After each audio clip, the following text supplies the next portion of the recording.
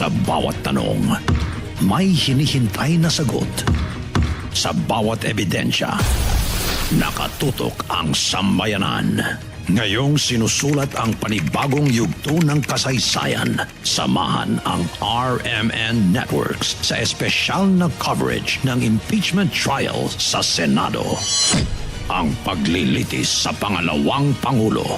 RMN Networks Special Coverage. Dahil ang bawat detalye mahalagang malaman ng bayan. Makinig at tumutok ang paglilitis sa Pangalawang Pangulo. RMN Networks Special Coverage. Para sa tuloy-tuloy na updates, sundan ang RMN sa Facebook, YouTube, TikTok at X. Ang paglilitis sa Pangalawang Pangulo. RMN Networks Special Coverage. Ito ang DZXL News. 558 kHz. 6 na dekadang maaasahan. Sa balita at serbisyo publiko. Ang himpilan ng RMN Network sa Mega Manila. Live sa radyo at online. Ang paglilitis sa Pangalawang Pangulo. RMN Networks Special Coverage. Mga kasama Luzon, Visayas at Mindanao, Radyoman Lourdes Escaros, ngayong araw ho ng Miyerkules, nasa ikatlong araw na po tayo ng impeachment trial. Laban naman dito kay Vice President Sara Duterte. Live ho tayo ngayon sa aming mga social media accounts at pages. I-like, follow at mag-subscribe sa RMN-DZXL. Hanapin lamang po kami sa Facebook, sa YouTube, sa Twitter at sa TikTok. At sa ating text line, kung meron po kayo mga opinion at reaction, 0961-630-710. DZXL Report. Mula ho dyan sa Malacanang, sa Senado, sa Kongreso, sa Philippine National Police at sa iba't ibang panig ho ng ating bansa at maging dito sa Metro Manila, tuloy-tuloy na ihahatid ng ating mga reporters ang mga kaganapan. Bumuhos po ang ulan, kagabi ho napakalakas. Ngayong mga oras na ito, makulimlim dito ho sa bahagi po ng San Juan, Green Hills. Kumusta ho sa inyong mga lugar dahil pumasok na po ang super bagyo, super typhoon Inday. Dalawa yung bagyo, dalawang bagyo ito. Nagkataong magkapangalan. Yung isa bloodbath, yung isa naman rain. Inday, super typhoon Inday. Talagang malalakas yung mga Inday. Anyway mga kasama, sa ikatlong araw, ano ho yung mga mangyayari ngayong araw na ito? Ika-cross-examination na po ng depensa. Yung testigo ng prosekusyon. Si Ginoong Kalilong ay iko-cross-examine na po ngayon ng kampo ni Vice President Sara Duterte. So dito nyo ho maririnig na naman yung mga objection. Objection, Your Honor, sa kampo naman ng panel of prosecutors. Kahapon, puro objection, narinig po natin sa depensa. Normal ho yun. Sa court hearing deliberation, normal po na may objection at maraming objection. Kasi nga hinaharang nila na matawag makapasok sa record ng impeachment court etong si Mr. Kalilong. Kaya sa una pa lang, objection, Your Honor. Bakit parang may may drama na, may drama, di ba? Magbibigay pala ng statement niya, opening statement, etong si attorney, monster talaga si attorney sa proceeding. Galing, no? Talagang sabi ko, grabe itong si, tiningnan ko yung record nitong si attorney, sandali kahapon, etong si, naano ko yung kanilang background etong si attorney, Amando Verhil Ligutan. Grabe, tindi. Galing. Pero, si Attorney Ligutan po, sa mga hindi po nakakaalam, siya po ay summa cum laude ng University of San Carlos sa Cebu. Siya po ay University of the Philippines College of Law graduate. Of course, definitely, abogado nga.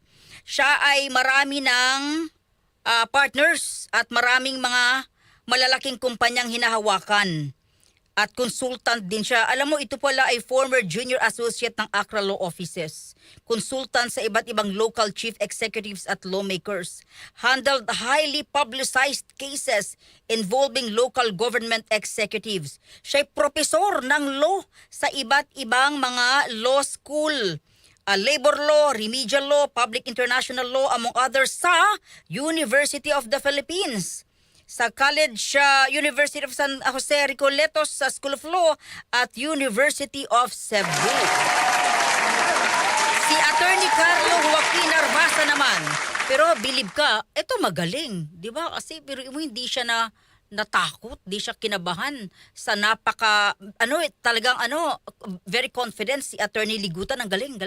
Tapos ang galing din ni Attorney Carlo Y. Bata pa ho kasi ito. Siya po ay kapapasok lang sa law, sa bar noong 2016. At siya po ay galing sa Ateneo de Manila at ang kanya pong professional experience ay senior associate ng Fortune, Narvasa at Salazar Law.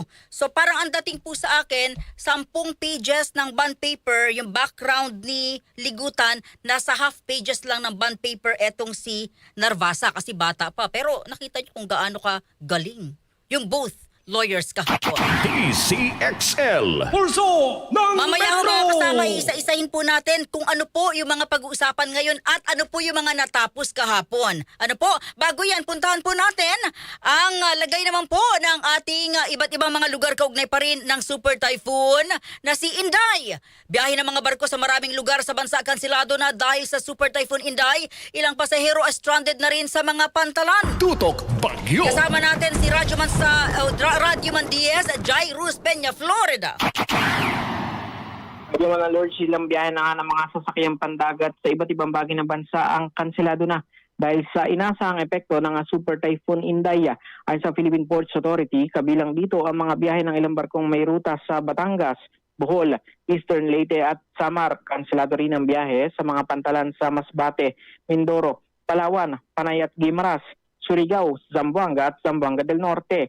May 16 naman na mga pasahero na na-stranded na naitala sa mga pantalan ng Panay, Guimaras at Zamboanga del Norte, habang stranded ng isang Roro vehicle sa Panay, Guimaras dahil sa masamang panahon. Muli na mga nagpaalala ang PPA sa mga pasahero na makipag-ugnayan muna sa mga shipping lines bago magtungo sa mga pantalan para maiwasan ang abala.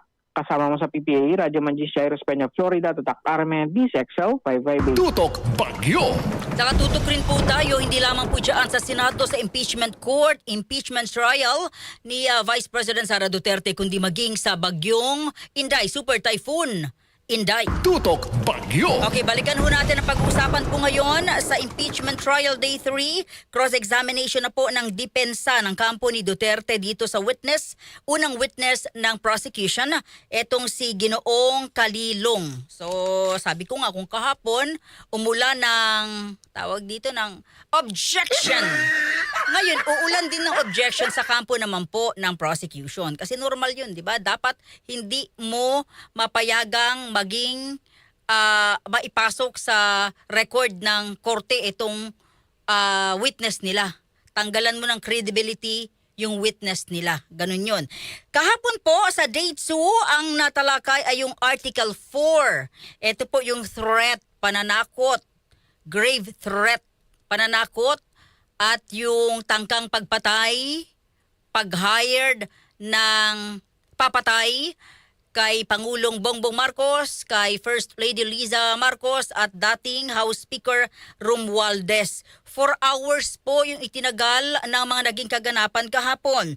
Kahapon, ipinalabas na po yung video ng threat ni VP Sara sa ilang opisyal. November 2024, ito po yung no joke.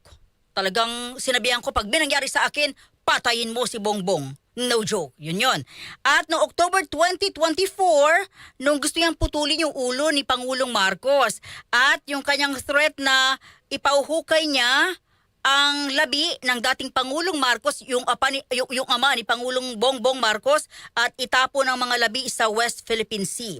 Hindi pinabigyan ng impeachment court ang depensa na wag isama yung witness ng prosecution, itong si Kalilong. Kasi 'di ba sabi nila kahapon, wala naman siya sa impeachment complaint noon. Pero Hindi ho yun pinagbigyan ng huwes. Hindi ho pinagbigyan ni Judge Presiding Officer Cheese Escudero.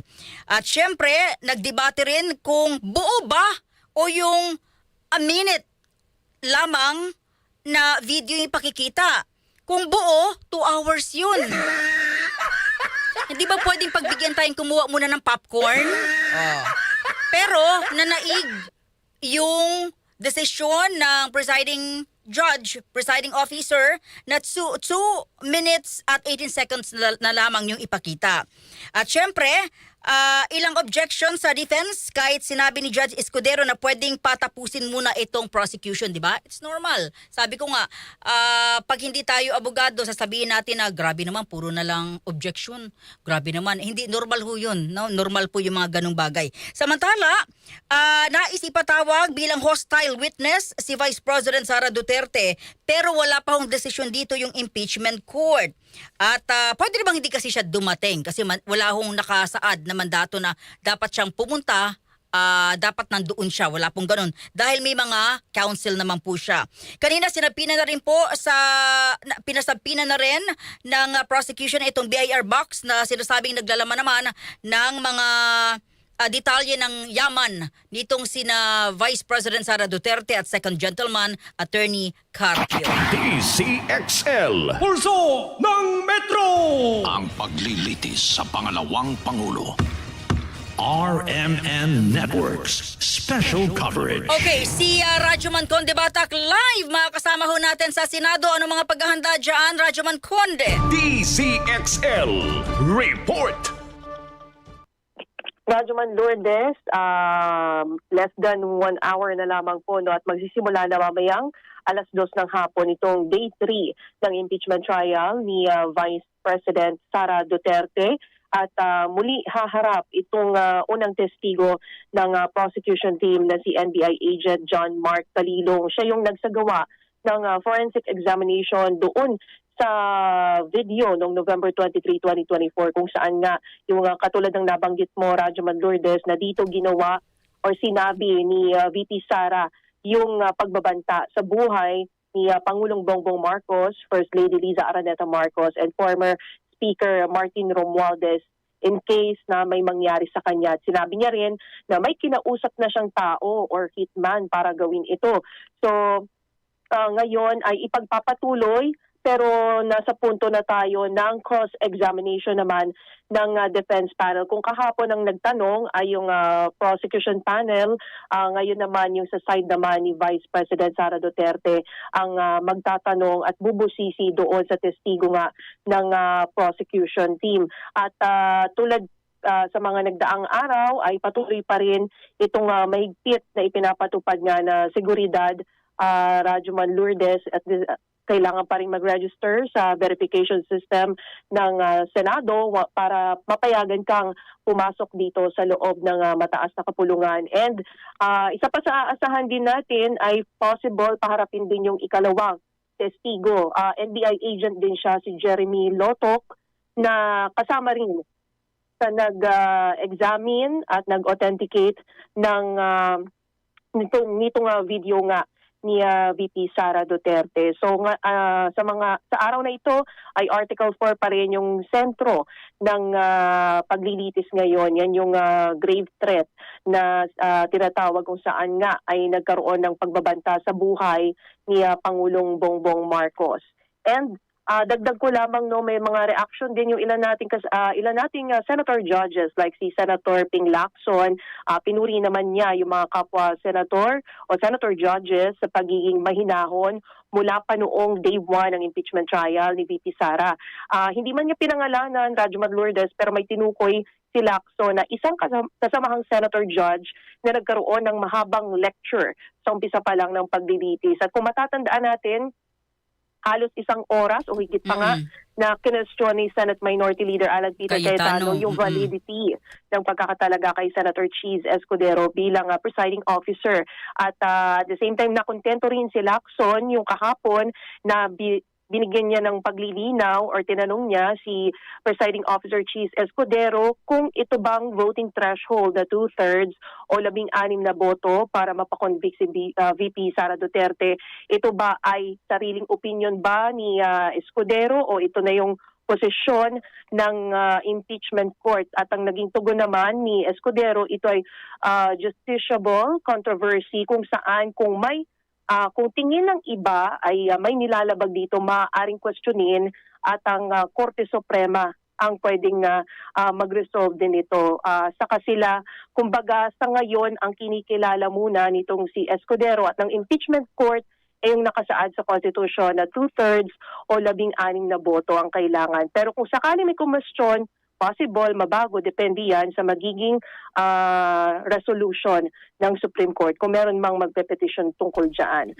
At dagdag pa sa mga pwede natin, kanina din inihayag nitong si Attorney Reginald Tonggol, tagapagsalita ng impeachment court, na magpapadala na sila ng para ipasabpina yung mga tax documents, yung sa BIR, yung BIR box na ibinalik sa Bureau of Internal Revenue, at gayon din yung mga tax records nitong mag-asawa, si VP Duterte at si Attorney Mans Carpio. At yung 22 negosyo nila na kung saan sinasabing mayroong sosyo or may interest dito si Vice President Sara. At bibigyan naman ng 5 araw ang defense team para magkomento in case naman Radyo Ban Lourdes na tumutol or magkomento ang defense team na ayaw nilang pabuksan itong mga tax records, sasalang sila sa oral arguments. Tiniyak naman itong goal na hindi maapektuhan ng oral arguments itong impeachment trial dahil may tig-1 oras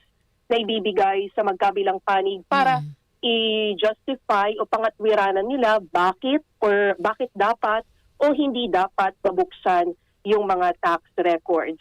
At kung idadagdag ko pa dyan, hanggang 7:00 ng gabi, itong magiging pagdinig. Parang ito na yung susundin nila, Radyo Man Lourdes. Magsimula ng 2 ng hapon. Yes po. 2 ng hapon hanggang 7:00 ng gabi. Kasi ang katwiran naman ng impeachment court, kung sobrang pagod na yung mga senator judges, syempre kailangan din nilang kahit paano yung kanilang mga brains maipahinga. Gayon din yung testigo, kung maghapon nakasalang yung testigo, baka mamaya hindi rin maging kumpleto or hindi maayos yung pagsagot. Kahit paano pagpapahingahin, so hanggang 7 p.m. yung limit na itinakda nila. Pero dahil dyan, possible yung 92 trial days hindi masunod kasi nga may extend siya. Yung dati, kung may compare ko, dati kasi sa Corona impeachment trial, inaabot kami ng 10:00, dire-diretso talaga yan. 10:00 ng gabi. So, yung ngayon naman, nag-decide sila na hanggang 7:00 ng gabi para kahit papaano, siguro, medyo refresh yung mga utak ng testigo, magiging maayos yung pagsagot niya, hindi niya makakalimutan yung ibang mga detalye at kahit papaano magkaroon din ng rest or pahinga itong ating mga senator judges kasi tuloy-tuloy siya. Yung sinasabing, 'di ba minsan sinasabi break muna. Pero yung break na yon hindi siya yung tipong magpapahinga. Ginagawa kung hindi natin nakikita sa telebisyon o sa radyo, pero kapag naka-break, nag-uusap-usap yung mga abogado, yung mga senator judges. So, hindi siya literal na parang magbe-break or magko-coffee or kung ano mang gagawin, no? Hindi ganun po. So, dire-diretso talaga yung process. So, kahit paano, magkakaroon ng kaunting leeway yung ating impeachment court para magkaroon naman ng rest din. Hindi lang yung mga testigo, hindi lang yung defense, prosecution, ganun din yung ating mga senator judges. Meron bang statement na ang kampo ng ating mga mambabatas, ng ating mga huwes regarding dito sa i-final na appeal ng Duterte side, ng mga supporters ng mga Duterte sa Supreme Court na ipatigil ang impeachment trial?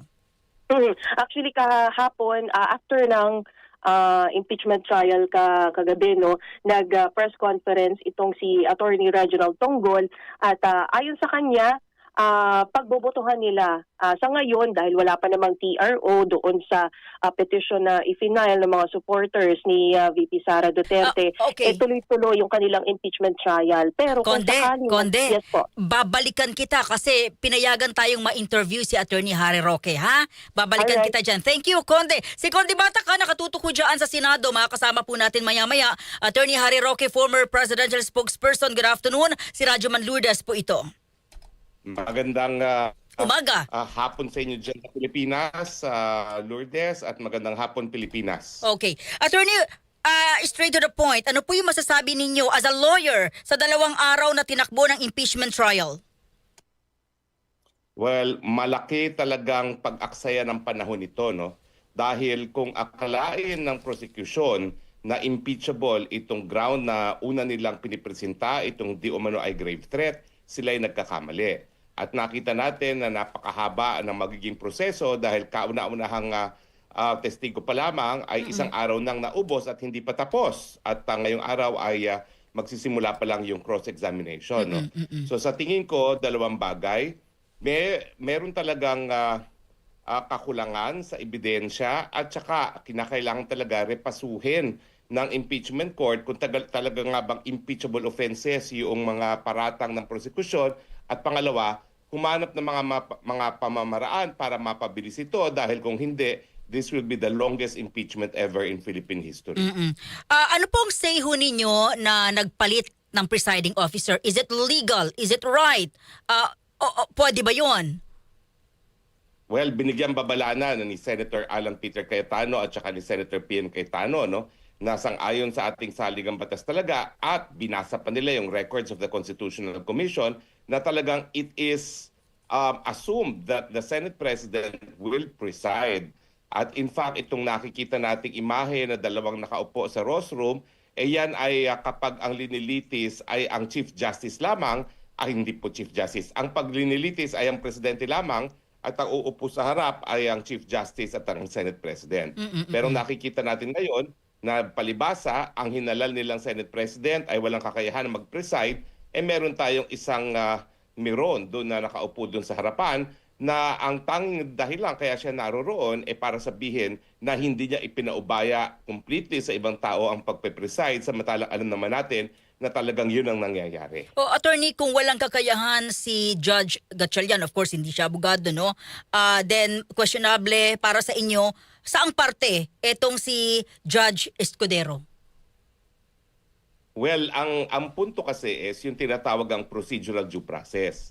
Hindi kasi po pwede na bagamat ang Senado ay may kapangyarihan gumawa ng sariling rules niya, na unang-una, yung pagbubuo ng rules na yan ay gagawin na labag sa saligang batas dahil nung yan ay inadapt ng Senado, wala silang quorum. Pangalawa, hindi po pwede na ang Senate rules ay aamendahan ang nakalaad sa ating saligang batas. Uulitin ko po ha, baka despite the fact na napakahaba ng proseso, napakatagal, napaka-cumbersome, mababaliwala ang lahat dahil hindi nila sinunod ang saligang batas. The Senate may be the Senate, but it cannot override the Constitution. Nainiwala po kayo na posibleng katigan ng Korte Suprema yung inihain ni na Attorney Torion na kini-question ito pong impeachment trial? 70-30. Yan ay kakatigan talaga ng Korte Suprema kasi malinaw yung binasang records of the Constitutional Commission. Hindi ba na nakasaad sa saligang batas, hindi rin sinasabi na pinapayagan ng saligang batas dahil ang pinapayagan lamang ng saligang batas sa pagkakataon ng dalawang presiding officers ay kung ang dinilitis ay ang presidente ng Pilipinas. Okay, attorney, sa totoo lang, no, magaling kang abogado, alam ng lahat yan. Satisfied ka po sa defense team? Well, ang aking mungkahi lang sa defense team, no, wag masyadong mag-object kasi kapag object ng object, medyo naiirita ang mga judges, no? Tao lang yung mga judges na yan. At saka baka isipin ng tao na merong tinatago kaya object na object, no? So sa akin, I would be more discerning. Mas pipiliin ko yung mga pagkakataon kung kailan ako mag-object dahil hindi naman kinakailangan na very strict ang ating adherence sa rules of evidence dahil ito nga ay both political and legal proceedings. So mag-ingat din dahil yung palagi na lang pag-o-object, may send a message na medyo meron tayong tinatago o meron tayong kinatatakutan. So hindi po ito normal. Ang dami kasi objection talaga, attorney, kahapon. Well, sa akin lang, no, hindi dapat ganun ka-rigid ang kanilang mga objections kasi kapag palagi naman nadideny ang objection mo, baka isipin ng taong bayan na may maling ginagawa ang defense team, no? So sa akin, be more discerning pagdating dyan sa pag-object. Okay. Attorney, ito ho yung issue. Kasi ang pinalabas na video, hindi naman ho sa ano yun sa account ni VP Sara. Sa account niyo po yun. Sa inyo po ipinalabas yun. Ano? So, teka, may nakikita ho ba kayong problema rito na attorney na dapat, di ba, nandoon kayo para patunayang sa akin lumabas yung video na yan? Tama po kayo, no? Kasi dalawa po yung pwedeng dahilan kung bakit inoffer yung testimony ng NBI at saka yung video. Kung ang video kung itong video ito, sa pagkakataong ito ay inoffer para lang patunayan na nag-imbestiga itong NBI agent at kasama sa kanya investigasyon ay yung pagkukuha nitong video neto, yan ay po pwedeng tanggapin. Pero kung ang pinag-uusapan ay kung authentic ba yung video na yan, kung talagang it reflects yung mga pangyayari ng gabing na yon, hindi. Kasi sang-ayon sa ating rules of electronic evidence, ang pag-authenticate ay po pwede lang gawin ng tao na gumawa niyang recording na yan, which is ako, di naman kaya yung mga tao na kasapi doon sa video recording, si VP Sara at saka si Laika Lopez, or di naman kaya ang Facebook mismo, no?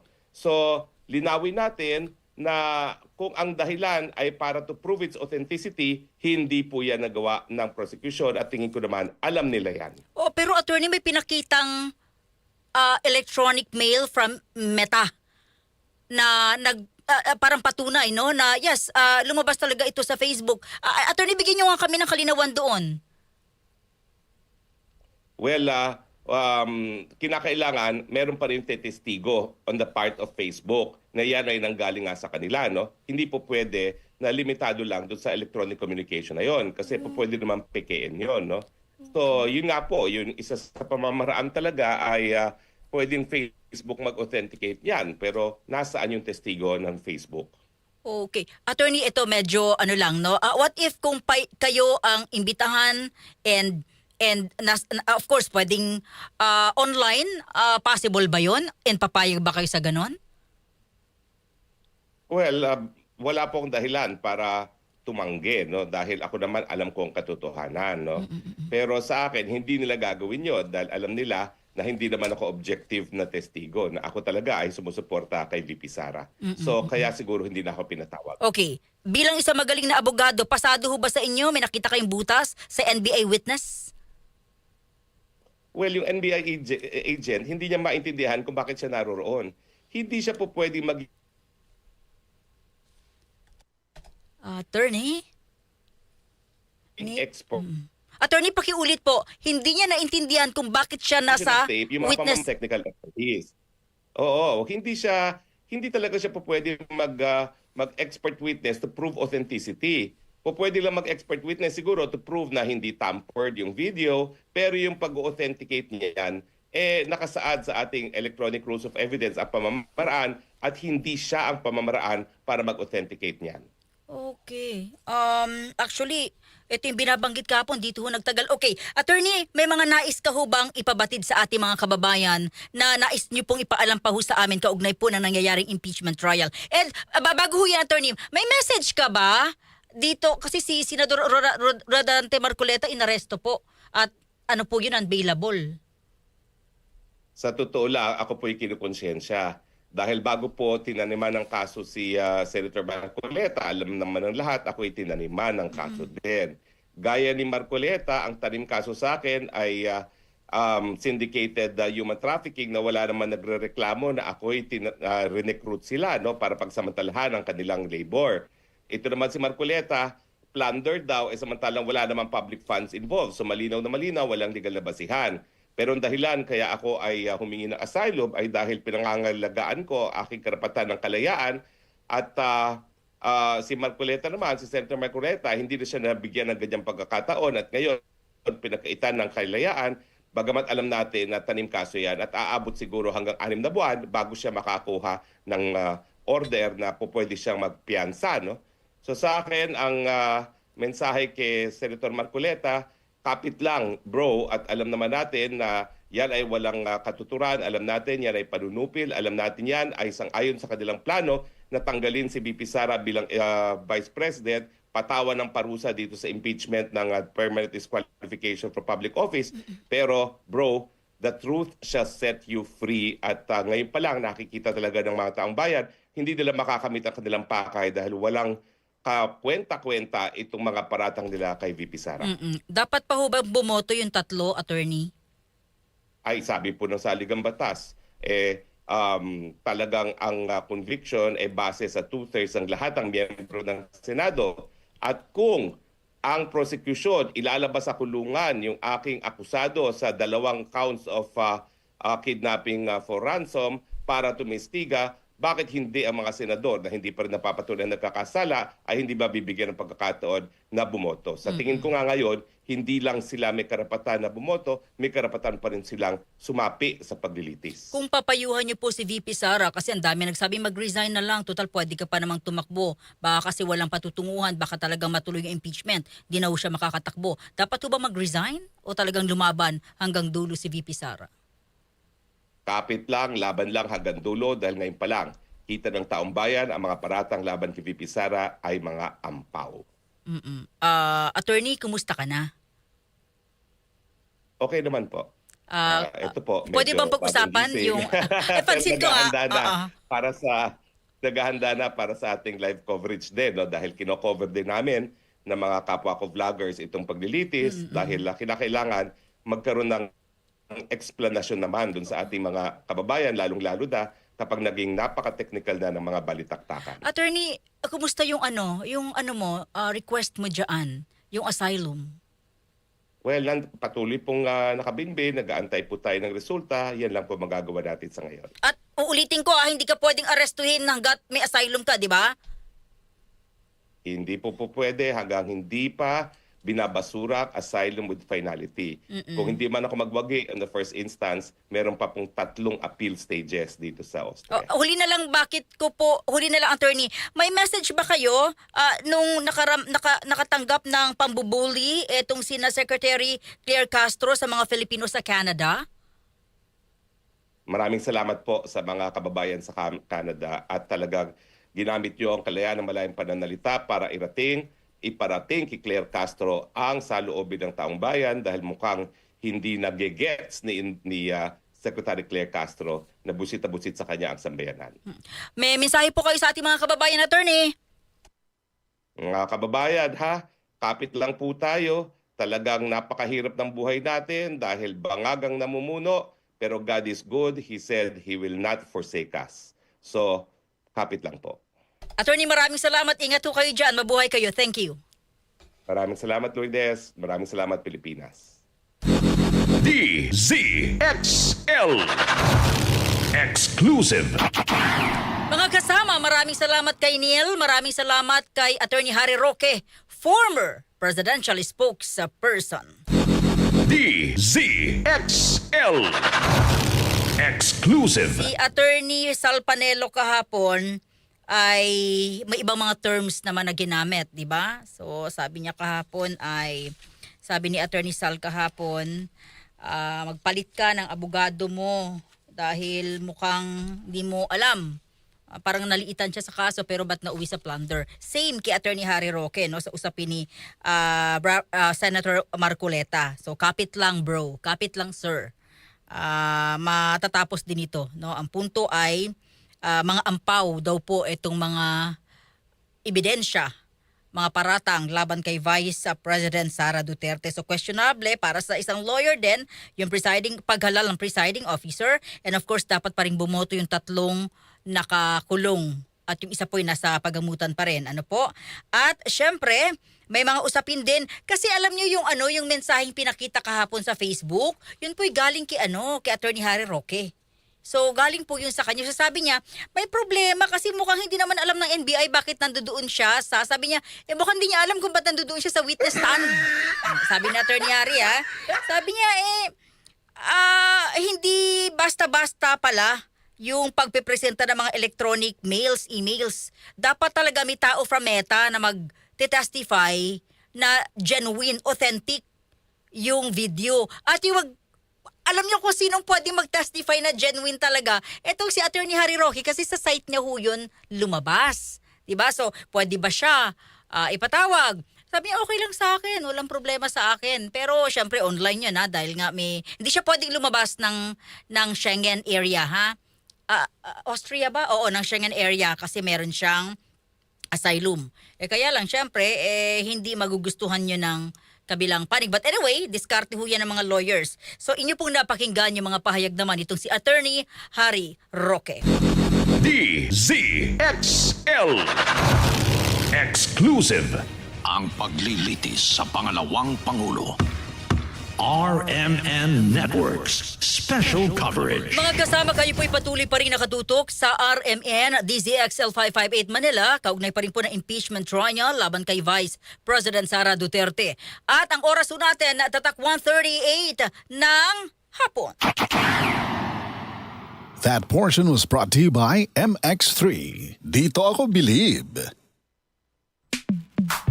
Sa panahon ngayon, kau ba'y sigurado? Kau ba'y protektado? Ang pamilya ay i-shield mo. Laban sa bakterya, i-shield mo. Laban ng pating virus, i-shield mo. Shield Bath Soap. Patay ang 99.9% of bacteria and virus tested. Believe ang mga eksperto sa Philippine Nurses Association. Sa sakit protektado, i-shield mo. Pamilya protektado, i-shield mo. Shield Bath Soap, manufactured by ACS Manufacturing Corporation. ISO certified, world-class quality. ACS. For liver health, level up na. Liverate Pro. Silimarina, multivitamins pa. Ang Liverate Pro ay hepatic protector which may help sa kalusugan ng atay kasama ng proper diet at exercise. Maaari ring makatulong ang Liverate Pro sa treatment ng chronic inflammatory conditions tulad ng fatty liver. Liver up na! Liverate Pro! Mabibili ang Liverate Pro sa lahat ng leading drugstores nationwide. Silimarin plus multivitamins is the generic name of Liverate Pro. If symptoms persist, consult your doctor. May Silimarin, may multivitamins pa. Yan ang Liverate Pro. Tulong sa pangangalaga ng atay. Liver up na tayo with Liverate Pro. Si Mommy at si Washing Machine believe sa Pride Washing Machine Detergent. Hello, Washi! Hello, Mommy! Laundry day na naman. Ready ka na sa mancha, chocolate, putik, libag? Kaya yan ang Pride Washing Machine Detergent. May triple stain-away formula. Tanggal ang makapit, madikit, at malupit na dumit mancha. Easy ang labada. Mula noon hanggang ngayon. All you need is pride. All you need is pride.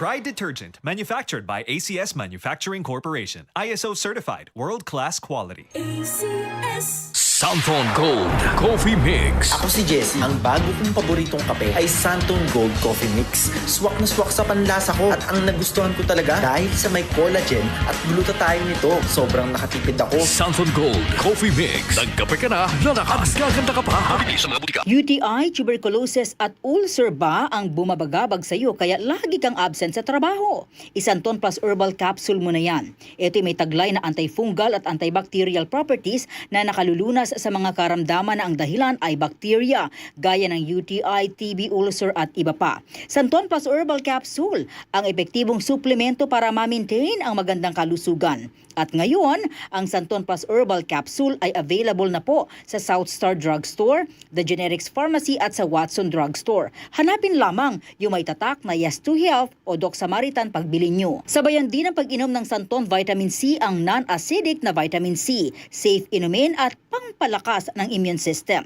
Kaya ngayon, nag-upgrade ang mga sakit, dapat upgrade din ang pangpalakas ng ating resistensya. Mag-Santon Vitamin C, ang vitamin C na pinalakas ng Santon, mabibili sa mga butika. Sa tanong, reservation at order, tumawag lamang po sa 0927-499-1276. Hanapin si Engineer Ray Albesa o magtungo ng personal sa Yes to Health Center, Unit 7 Crown Land Building, 851 EDSA, Mother Ignacia Avenue, Quezon City. DZXL News, ang himpilan ng RMN. Ang paglilitis sa Pangalawang Pangulo. RMN Networks Special Coverage. Sabi ni Attorney Harry Roque, wala naman siyang question sa defense team, no? Kahit mga bata. Kasi si Attorney Panelo kahapon, sabi niya, mga bata yan, di ba? Pero practicing yan. Magagaling. Kumpara daw sa kabila na mga veterano pero hindi naman practicing. Sabi yun ni Attorney ni Attorney Panelo kahapon. Ngayon sabi ni Attorney Roque sa defense team, sa mga abogado ni VP Sara Duterte, wala namang problema. Pasado. Mga veterano yung kausap nating lawyer walang problema, pasado. Pero sana, huwag naman object ng object. Yun na. Oo. Kasi alam niyo, sa totoo lang, kami kasi, mga simpleng tao, mga hindi po kami abogado, sa totoo lang, napipikon ba kami? Wala, inis din ako kahapon. Parang sabi ko, kung ako siguro sa si attorney, sa prosecutor, na nakalaban ng defense, baka iba na baka mamura ko ba? Baka diretsyon ko, ano bang problema mo? Bakit ba object ka ng object? Pero sabi kasi normal. Sabi ko, attorney, normal ba yung object ng object? Sabi ni Attorney Roque, normal, pero wag ka naman object ng object kasi mo obvious na may tinatago ka. Attorney Israelito Torion, magandang hapon po si Radyo Man Lourdes. Hi. Magandang hapon po sa lahat ng nakikinig nitong sikat masyado na estasyon. Wow! Ikaw na! Attorney, sandali ha? Saan ko kayo ilalagay? Abogado or supporters ni VP Sara? Hindi naman. Ano na lang. Abogado lang. Okay. Ipaliwanag niyo sa amin, gusto niyo kumuha ng TRO para mapatigil pansamantala yung impeachment trial? Hindi. Okay. Yung so far as the appointment kasi ng presiding officer, that's one of the issues now. Kasi kung basahin mo po yung Article 11, Section 3.6, kung ang presidente yung on trial, yung Chief Justice ng Supreme Court yung presiding officer, dapat.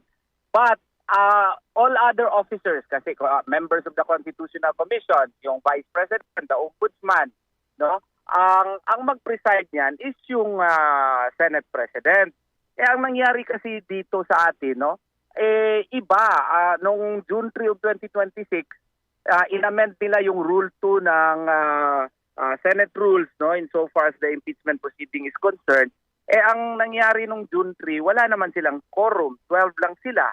And yung amendment naman was not preceded by 1 day advance notice required under Section 136 of Rule 51 of the Senate Rules, which provides for a motion in the amendment of the rules na dapat may 1 day notice. Tapos, they likewise amended it when the Senate was in its legislative functions and not as an impeachment court. Ang sa amin lamang kasi nito is sa kalaki ng gastos na ginagawa natin dito sa impeachment trial na ito, gusto namin tama and in accordance with the Constitution. Kasi ngayon lang ito nangyayari. This is a constitutional aberration na meron tayong Senate President at may presiding officer na yung nakasaad sa Constitution necessarily implied under Article 11, Section 3.6 na dapat yung Senate President yung mag-preside. Ang Senate President ang mag-rule on relevancy, materiality, and any and all objections. Meron pa siyang power to enforce yung mga decisions niya on objections. Any and all proceedings na gagawin niya, pwedeng questionin ulit. Di walang katapusan ito. Gusto namin na kung magkaroon ng impeachment proceeding man, o hindi talaga mag-grant yung aming earlier petition in court, it should be done in the proper process. Hindi yung maling-mali ang ginagawa natin. Yun po ang punto po namin doon. Pero attorney, sandali, para malinaw, pinatitigil nyo? Insofar as kung mag-continue na ang presiding officer ay hindi Senate President, kasi mali yun. Nakasaad sa ating Constitution, necessarily implied na dapat yung Senate President ay ang mag-preside doon. Hindi po yung presiding officer elected by the Senate. That is a constitutional aberration sa tingin namin. Oo, pero nagsimula na po ang impeachment trial at siya po nanatiling presiding officer. Kaya nga po, kinakailangan tayo dumulog sa Korte Suprema kasi only the Supreme Court can act on this under Article 8, Section 1 if there is grave abuse of discretion amounting to lack or excess of jurisdiction. Kasi constitutionally void. Ito void ab initio itong ginagawa natin. What if matapos na, kunyari, hindi makonvict si VP Sara, meron na namang ipafile na impeachment complaint kasi void naman yung proceedings. Kaya hindi naman Senate President yung nag-preside. In accordance with the 1987 Constitution, necessarily implied doon na dapat Senate President yung mag-preside. Wala mangyayari sa bansa natin. Sige lang tayo impeachment complaint ng gastos-gastos. It is even causing so much divisiveness in our nation. Yung dapat sana na kasuhan natin yung mga kurako talaga dahil sa mga flood control funds.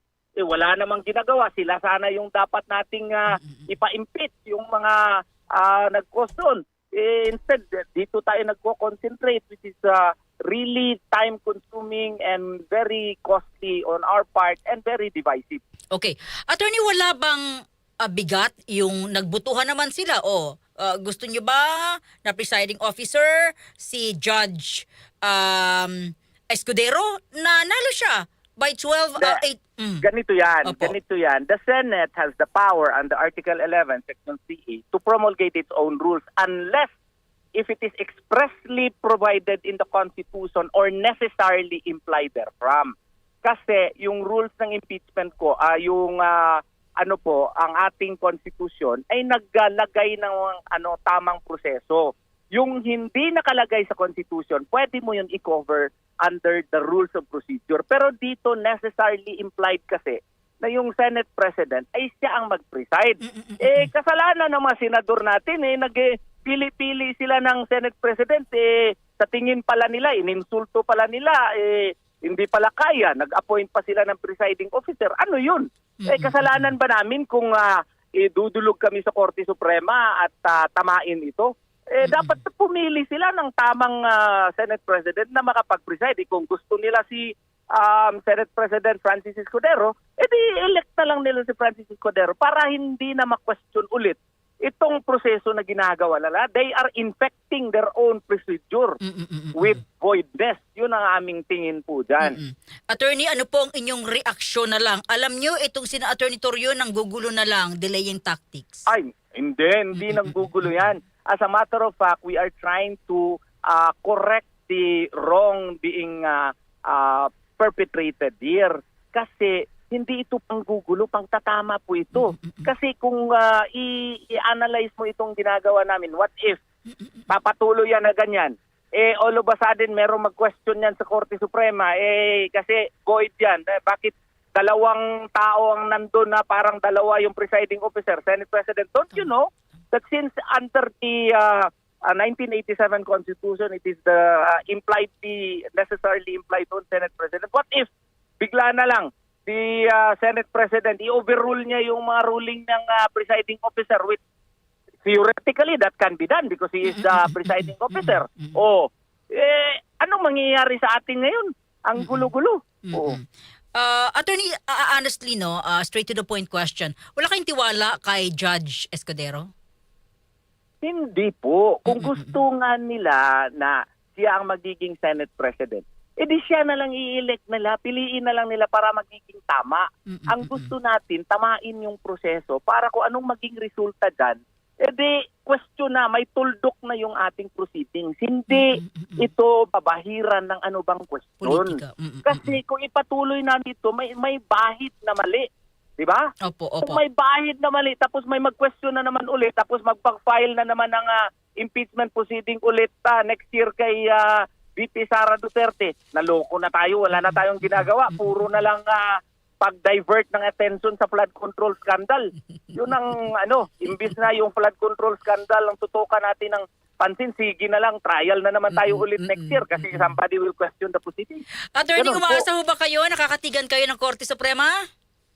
Well, I am hopeful, pero depende talaga yon sa Korte Suprema. At the very least, dekano ako ng law school, ginawa ko yung sa tingin ko anong dapat gawain para matama yung proseso. Opo. If ever, wala pong sagot, tuloy-tuloy po ito. Pero meron po tayong 3 senador na nakakulong. Yung isa po nasa ospital. Attorney, if ever hindi sila pinayagang bumoto, kayo ba'y aapila again? Ito ba'y kikwestiyonin nyo rin? I hope no. This is not new to us, no. Opo.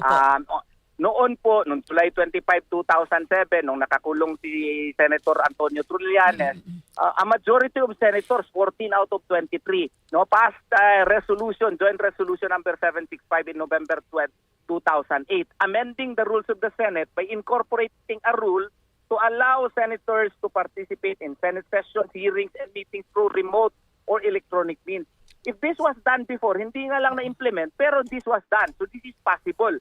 And not only that, on May 4 of 2020, the Senate also adopted Resolution number 373, seeking to amend the rules again to allow participation in plenary sessions and committee hearings via teleconference. Yun naman yung kay Senator De Lima. So if this was done before, there is no reason that this cannot be done today. So kaya nga po, senador pa naman sila, they're entitled to presumption of innocence.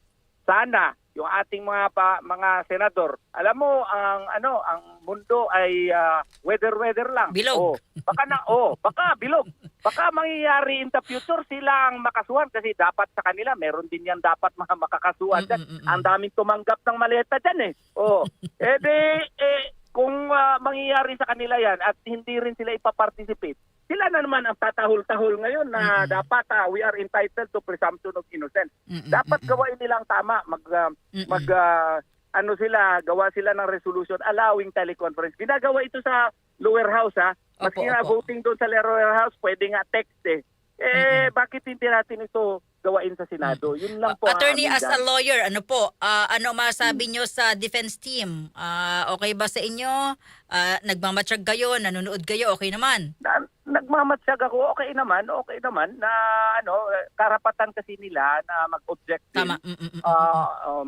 Karapatan nila yun kasi that is their style, and besides, the object of the defense is to prevent any and all allowable, any and all inadmissible evidence. So sana maintindihan ng taong bayan din yan. Ang iba parang sabi nila ay parang irritating naman masyado. Yung mga gano'n na strategy nila yun na gano'n ang gagawin. Let us respect that kasi we are witnessing a trial. We are not, ang ginagawa nila is not to please you. Tama. What they are doing is to let only those admissible evidence to be admitted. Kung ayaw mo, hindi, wag kang magtingin ng trial. So, bakit the trial is held not to entertain you. If you are irritated, hindi, wag kang tumingin. Ganyan talaga ang kaso. Attorney, kumusta na ho? Attorney, kliyente niyo ba o tinutulungan niyo rin si Senator Marcoleta? Hindi. Gusto kong tumulong pero hindi pa kami nagkausap. Last na nagkausap nung nandun ako sa Senado during the time nung nandun si Senator Bato de la Rosa, and then yung yung petition sana namin na ipa-file for the Senate. But after that, marami din kasi akong concerns, hindi na kami nagkausap Kumusta po si Ginoong Kibuloy at si Sen Bato? Si Pastor Apollo si Kibuloy, bago lang ako nagbisita sa kanya, he's monitoring the events that are unraveling in our nation. He's concerned, but he is, I'm very glad that he is healthy now. Hindi katulad noon na palaging balik-balik sa hospital. Korte, and balik-balik sa hospital, and he's hopeful na somehow justice will be done to him. Sana makalaya na po siya. Si Sen Bato ho, meron pa ho ba kayong communication? Wala. I only communicate through his staff as well as his family po. Opo. Ano po inyong mensahe sa ating mga kababayan, Attorney Torion? Yun nga, sana wag nilang i-misinterpret itong ginagawa natin. Tinatama natin kasi ngayon lang kayo nakakita na merong presiding officer, meron pang Senate President. Ang isa flower base, yung isa maling-mali. So kailangan natin na tamain ito kasi baka merong mag-question later, null and void talaga yung proceeding. So I have to do it not only in order to correct everything. Dekano ako nung law school, I teach law. So law should be applied properly, decently, and justly. judiciary. Yun po ang ginagawa po natin. Sana maintindihan po. Attorney, maraming salamat. Mabuhay kayo. Eto na ho, malapit na ho. Mag-monitor na ho tayo. Thank you! Sige po, salamat. DZXL. Pulso ng Metro. Ang paglilitis sa Pangalawang Pangulo. RMN Networks Special Coverage. Thank you! Napagbigyan tayo ni Attorney Israelito Torion. So, inano ko laro ko kaagad, Attorney, anong ilalagay namin as a legal counsel ni Vice President Sara Duterte or ano man? Sabi niya, no. Ako ay bilang isang abogado. Diba? So, gusto lang naming itama. Nilinaw ko rin, TRO ba ang inyong hinihingi? Kasi pag TRO, pansamantala lang, di ba? Temporary restraining order. Then after that, continue yung paglilitis. Sabi niya, hindi, nililinaw, hindi, ang point is, pinatitigil talaga nila. Dahil from the beginning, may problema na. Ang isang problema ang sinasabi nila, so nasabi niya doon, Jel, bakit dalawa yung presiding officer, yung isa flower base? Ano yung isa taga-dilig? Taga si Atty. Torion.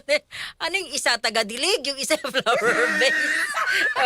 Anyway, dahil may problema na sa simula pa lang. Okay? Then second, sabi niya ay, huwag kayo magalit sa akin kasi wala akong intensyong i-delay ito. Huwag kayo magalit sa akin, hindi ito utos ng sinuman. Ito ay dapat linawin once and for all kasi mahirap na kung nagkahatul-hatul na tapos sa simula pala may problema. So ang ginagawa namin hindi na po aksaya sa pera. Maraming salamat kay Attorney Torion sa oras. Samantala puntahan po natin mga kasama. Ang paglilitis sa Pangalawang Pangulo. RMN Networks Special Coverage. Kasama na ho natin ang Senado Radyo Man sa East Conde Bata Conde. DZXL Report. Radyo Lourdes, nag-convene na nga itong Senate Impeachment Court para sa pagsisimula ng Day 3 ng impeachment trial ni Vice President Sara Duterte at pumapasok na sa loob ng session hall or ng impeachment court itong ating mga senator judges at sila ay pumupwesto na sa kanilang mga upuan para sa pagsisimula nga ng Day 3 ng impeachment trial at yan, nasa loob na ng impeachment court. Itong prosecution team, kompleto sila, and the defense team. Si Attorney CJ Narvasa ang mag-cross-examine mamaya sa testigo na si John Marcalilo. Pakinggan na natin itong pagsisimula ng Day 3 ng impeachment trial ni Vice President Sara Duterte. Vice President Sara Duterte, hereby called to order. Shall be led in prayer by Senator Michelle.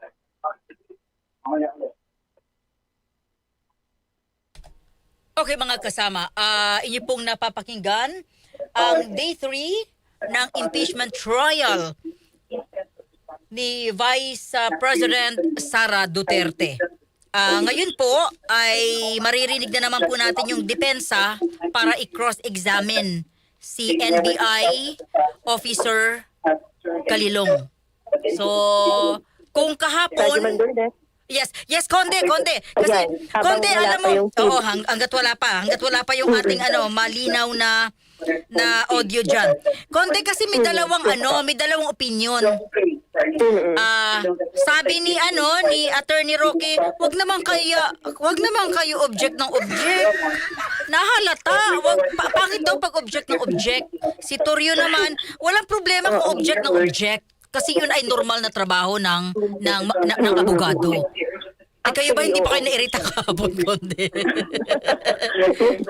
Kahit yung pag-pause, i-object din. Pero yun nga, pahayag ni Attorney Reginald Tonggol na Senate Impeachment Court spokesperson, yun ay pinapayagan na alaw naman and part yun ng paglilitis. So, hindi rin nila pwede mapigilan yung panay object. So, part na talaga siya. So, mamaya titingnan natin kung ano namang gagawin sa pag-object. prosecution team kasi ang defense team naman na magtatanong sa kanilang testigo. Ngayon naman ongoing, Radyo Lourdes, yung roll call sa mga senator judges. So titingnan natin kung sino yung wala. Kahapon kasi wala si Senator Bongo. So sinisilip ko ngayon mula dito sa ating monitor sa labas ng session hall kung ayan, nakita na natin dito sa loob si Senator Bongo. So I think kompleto naman sila itong mga senator judges natin. So 21 sila in case kasi may 3 tayong wala. And ulitin ko lamang si attorney CJ Narvasa yung defense. Oo. 20 senators ang present ngayon. Tingnan natin kung sino yung wala today. At nasa rostrum na rin itong si Presiding Officer Chase Escudero para simulan na itong day 3 ng pre-trial. I guess, kung ready na, Rajaman Lourdes. Okay, Conde, okay na. At Conde, standby pa rin kami dyan, ha? Baka may mga mas basilip ka na hindi namin nakikita, ha? Salamat, Conde. Pupuntahan na natin ang 3 araw ng impeachment trial. The presiding officer dispenses with the reading of the journal, and if there are unless there are objections, considers the journal of July 7, 2026 as approved. The clerk of court will please call the case before the impeachment court. Case number 004-2026 in the matter of impeachment trial of Vice President Sara Duterte. Appearances of the parties.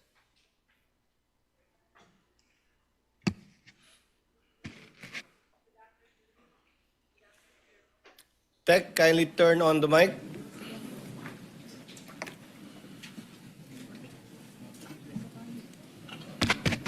Good afternoon, Your Honors. Same appearance for the prosecution. We are ready, Your Honor. Appearances for the respondent.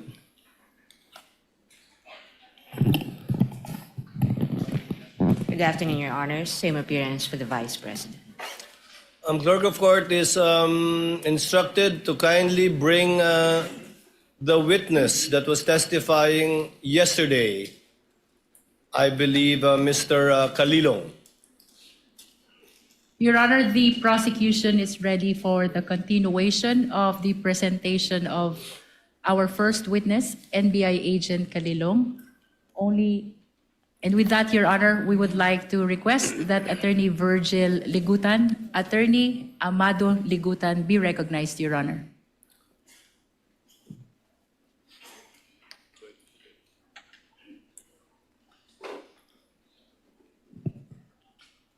For the record, Attorney Ligutan will be representing the counsel for prosecutors, and on the part of the respondent, it will be Attorney Narvasa. That will be correct?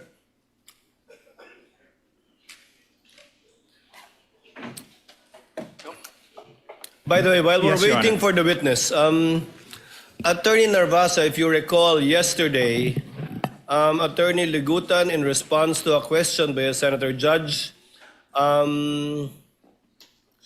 gave a discussion, a peroration, if you will. Yesterday, I said we will be giving counsel the same opportunity. I cleared it earlier with Senator Pia Cayetano, who wanted the statements deleted from the record. However, since this is a televised proceeding, nakita na eh, napakinggan na eh.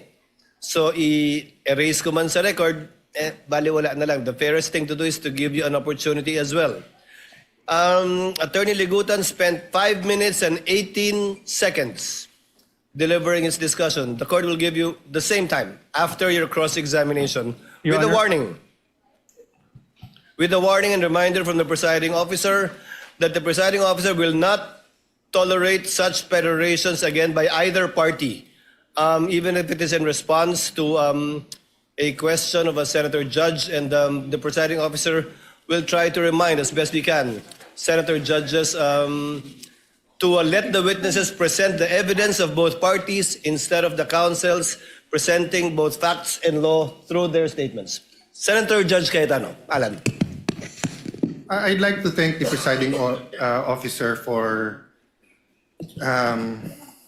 for prudence, for wisdom in trying to resolve this issue. And I do understand that we are 24 people, all elected by the people, all wanting justice, all wanting a fair trial.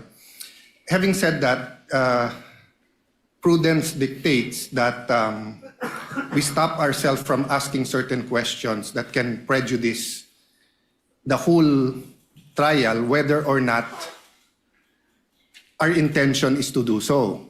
So the problem is well stated by the presiding officer that if we simply delete from the record, mapapanood nyo na rin naman sa YouTube yung magandang discussion ng prosecution. So, on one sense, it is fair to give the defense a chance to answer. But on another sense, it's unfair. Why? Because whoever phrases the question, lamang na eh. Kasi yung question nga is, why is this an impeachable offense? So for example, if I was the one who stood up yesterday and I asked the prosecution, why is this a political vendetta? And why is the House not investigating the flood control instead of investigating the Vice President? That would be unfair. That would be unfair to the House. That would be unfair to everyone. So simply giving the prosecution the chance to answer that question I asked would be unfair to everyone. So I do not know the solution. I accept the solution of the presiding officer. Now, let's not tolerate any more questions like that. I agree with Senator P. I don't like being called out. But that's the role of the presiding officer and the Senate President. No? So, sana yun lang, no, na one, when we ask the questions, we'll make sure it doesn't prejudice the whole trial. Whatever we say here, may ma-accuse na lawyering for the prosecution or defense. Okay lang yun.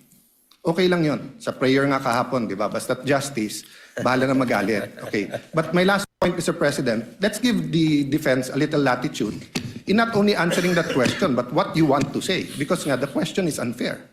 So if you're simply going to answer that question, then it won't solve the problem na nakapagsalita sila 5 minutes, kayo nakapagsalita. So we'll consider, personally, I'll consider the very eloquent answer yesterday as a sort of a closing. So same, personally lang, Mr. Presiding Officer, give the latitude to the defense na parang closing din, whatever. Because they have affirmative defenses. And they did not push us to hear that. They went straight to trial.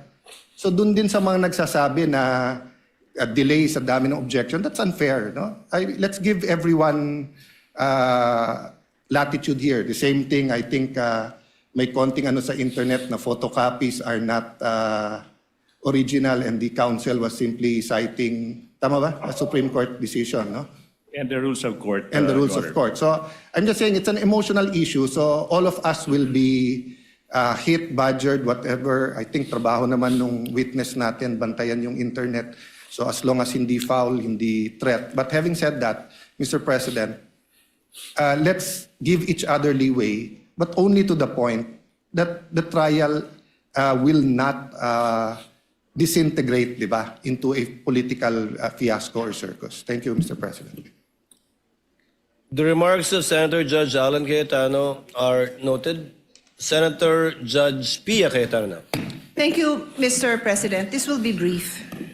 First of all, I'd just like to confirm that I acknowledge what the presiding officer said, that I agreed. Basically, I'm withdrawing my motion in the interest of fairness, because the delivery of justice is about fairness. So kung nakapagsalita nga ang prosecution with their closing statement, di pwede rin dapat mag-closing statement ang defense, no? So I am amenable to that. But very, very, very briefly, Mr. President, I'd like to put on record, why are we being strict about the rules? Why do I have to bother standing up? Well, because nothing in this world will run well without the rules. Now, my colleagues, the Senate is a basketball-loving Senate. Dami dito, hilig mag-basketball. Kung ako volleyball player, colleagues ko, basketball. I'll use basketball as an example. Will you have a decent basketball game if there's no rules? No, there's rules. That's why we stand up. And then sometimes there are also opportunities to question the rules. That's also fine. But that's why we have to stand up and call the attention of the presiding officer when we feel that the rules are being violated.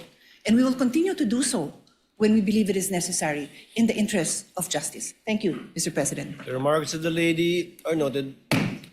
Since we are discussing housekeeping chores and matters, let the presiding officer continue with the same. The presiding officer will call for a break midway through in order to afford the parties 15 minutes to relax, go over their notes, and do their thing. In regard to senator judges or counsels for the parties who are not on deck, you're free to answer the call of nature in the least disruptive manner possible and return afterwards outside of the 15 minutes that we will be doing halfway through the proceedings. And finally, a request has been brought to the presiding officer to request as well the senator judges to lower the tone of conversational voices because I think where you're seated is an echo chamber. Naririnig sa iba't ibang sulok ng plenaryong ito yung mga sinasabi din ninyo at hindi rin nakakapag-concentrate yung ilan sa ating mga kasama na nakaupo sa paligiran ninyo. Just a reminder, and one last reminder before I recognize counsel for the respondent, Mr. Calilong, you will be testifying once again and will be undergoing cross-examination under the same oath Yes, Your that Honor. you took yesterday. Do you understand that? Yes, Your Honor. Thank you, counsel for respondent, Attorney Narvasa. If you're ready, you may proceed with your cross-examination. Your Honor, may I be allowed to approach a witness? You may do so. Thank you, Your counsel. Honor. Good afternoon, Mr. Calilong. Good afternoon, sir. During your direct examination, you testified that you were trained on photo and video authentication. Yes, sir. You said that you were trained for 2 weeks? Specific for photo and video, sir. Sir, my questions are answerable by yes or a no. Can Yes, you sir. please constrain yourself to these questions, unless I tell you, okay? Objection to that, Your Honor, please. And you got this training from Max. Before counsel for respondent proceeds, counsel for the prosecutor, let the presiding officer Your Honor. recognize you first. You are so recognized, sir. What is your objection? Thank you so much. Inasmuch as I would like to accommodate the defense that in asking the question that the witness is to be limited to a yes or no question, Your Honor, please. Unfortunately, Your Honor, please, that's not sanctioned in the rules. There's nothing in our rules that would allow a defense to constrain a witness, even on cross-examination, to answer the questions by a yes or no answer. It's not in the rules. So, Your Honor, please, we cannot constrain a witness to answering either a yes or a no. The witness should be able to qualify. The usual answer by the defense is that it could be handled by the prosecution on redirect. But that is not the case, Your Honor, please. So long as there is nothing in the rules that would allow the defense to constrain the witness to answer yes or no, the prosecution will vehemently object to that, Your Honor, The please. presiding officer May I, Your overrules Honor? the presiding officer overrules the objection. The counsel for prosecutors can make a continuing objection regarding this matter, but it is the position of the presiding officer that the witness is seasoned enough. According to his testimony yesterday, he has attended over, if I recall correctly, 30 hearings already. So he would know how to respond and to explain if the need would arise. And it's up for counsel for the responding, if at all, to strike out whatever answers that are not responsive to his question. Counsel for respondent may proceed. Thank We you. would abide, Your Honor. We would abide. Thank you, counsel for the prosecutors. And you testified that you got this training from Max Corps Interventures, Yes, correct? sir. And you said that the training you got from Max Corps Interventures was in digital forensics. Yes, sir. I have with me in Articles of Partnership of Max Corps Interventures Co. You see that it states that it is the Articles of Partnership of Max Corps Interventures Co. Your Honor, may we allow Attorney Stephen Magallon to also approach the witness stand to peruse the document. And of course, at this juncture, Your Honor, please, I have to object. I have no question yet, Your Honor. I am objecting to the witness being shown an articles of incorporation, a partnership of a partnership, Your Honor, please. Anyways, since the question has not been asked, I will... Let us wait for the question, counsel. In the meantime, the presiding officer allows counsel for the prosecutors to examine the document being presented to the witness. And Your Honor, for the reference of the senators, we are flashing this articles of partnership on the screens. Sir, please take a look at page 2 of these articles.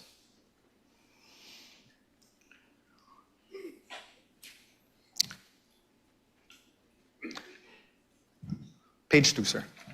That's here. Page 1, page 2. Let's read it together, okay? Primary purpose, to engage in the business of trading both import and export of goods on wholesale, retail basis. Do you see that, sir? Yes, sir.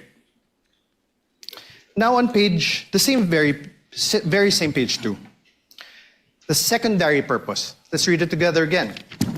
Own, use, improve, develop, subdivide, sell, exchange, lease of all kinds, including buildings, houses, apartments, and other structures. Do you see that, sir? Yes, sir. After that, in the same page 2, the secondary purpose is to print, publish, distribute, buy, sell, acquire rights to and generally deal in all kinds of software packages, books, periodicals, newspapers, magazines, journals, and other publications dealing in or having to do with subjects of all kinds, character, and all acts of things as may time to time be deemed needful, necessary, or required. You see that, sir? Yes, sir. Thank you, sir. Now I'm showing you a screenshot of the website of this MaxScore Interventures Co. It states under About Us. I am also flashing this on the screen, Your Honors, for the ease of the senator judges.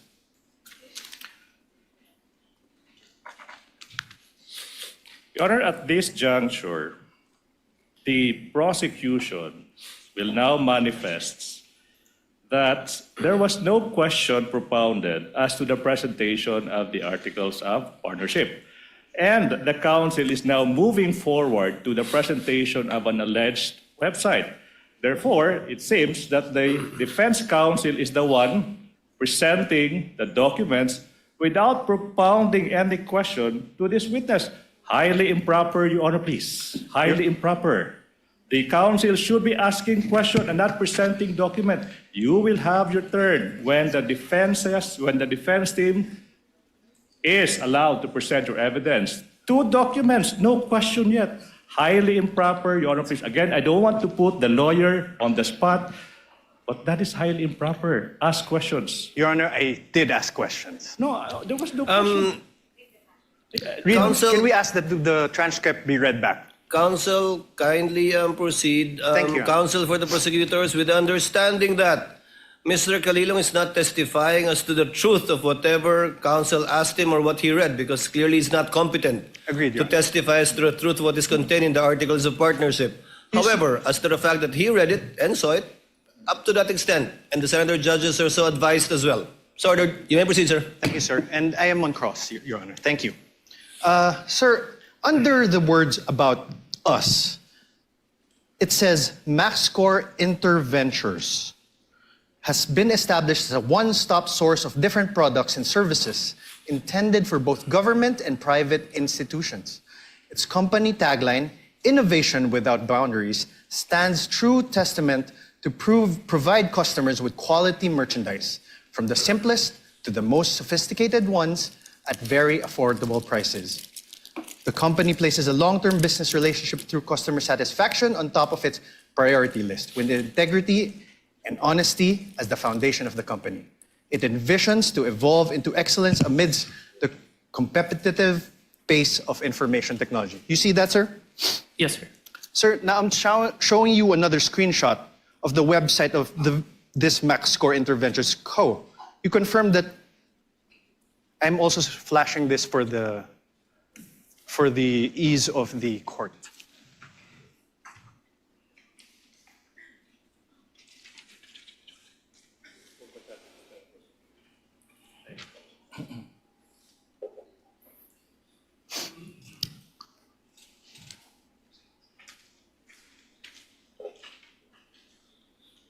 Ang paglilitis sa Pangalawang Pangulo. RMN Networks Special Coverage. So may mga larawan ho na Sir, pinakikita. I think kontrata At this na point, to, Your Honor, diba? please, Inialaman ng contract nitong MaxScore. Ang punto kasi ng depensa, tanggalan ng kredibilidad yung testigo ho ng prosecution. Balikan ho natin mga kasama ang pagdinig. Your Honor, this is... Wait.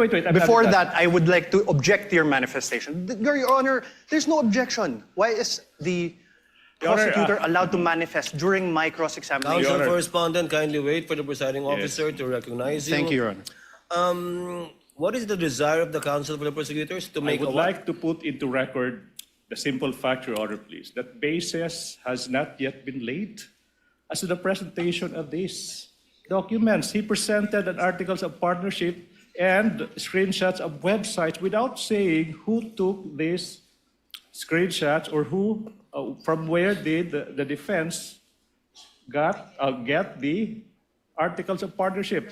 That is only by way of manifestation. No need for the court to rule on that, Your Honor, please. Noted. Earlier ruling of the presiding officer stands. Counsel may proceed. Your Honor, may I respond? No need, counsel.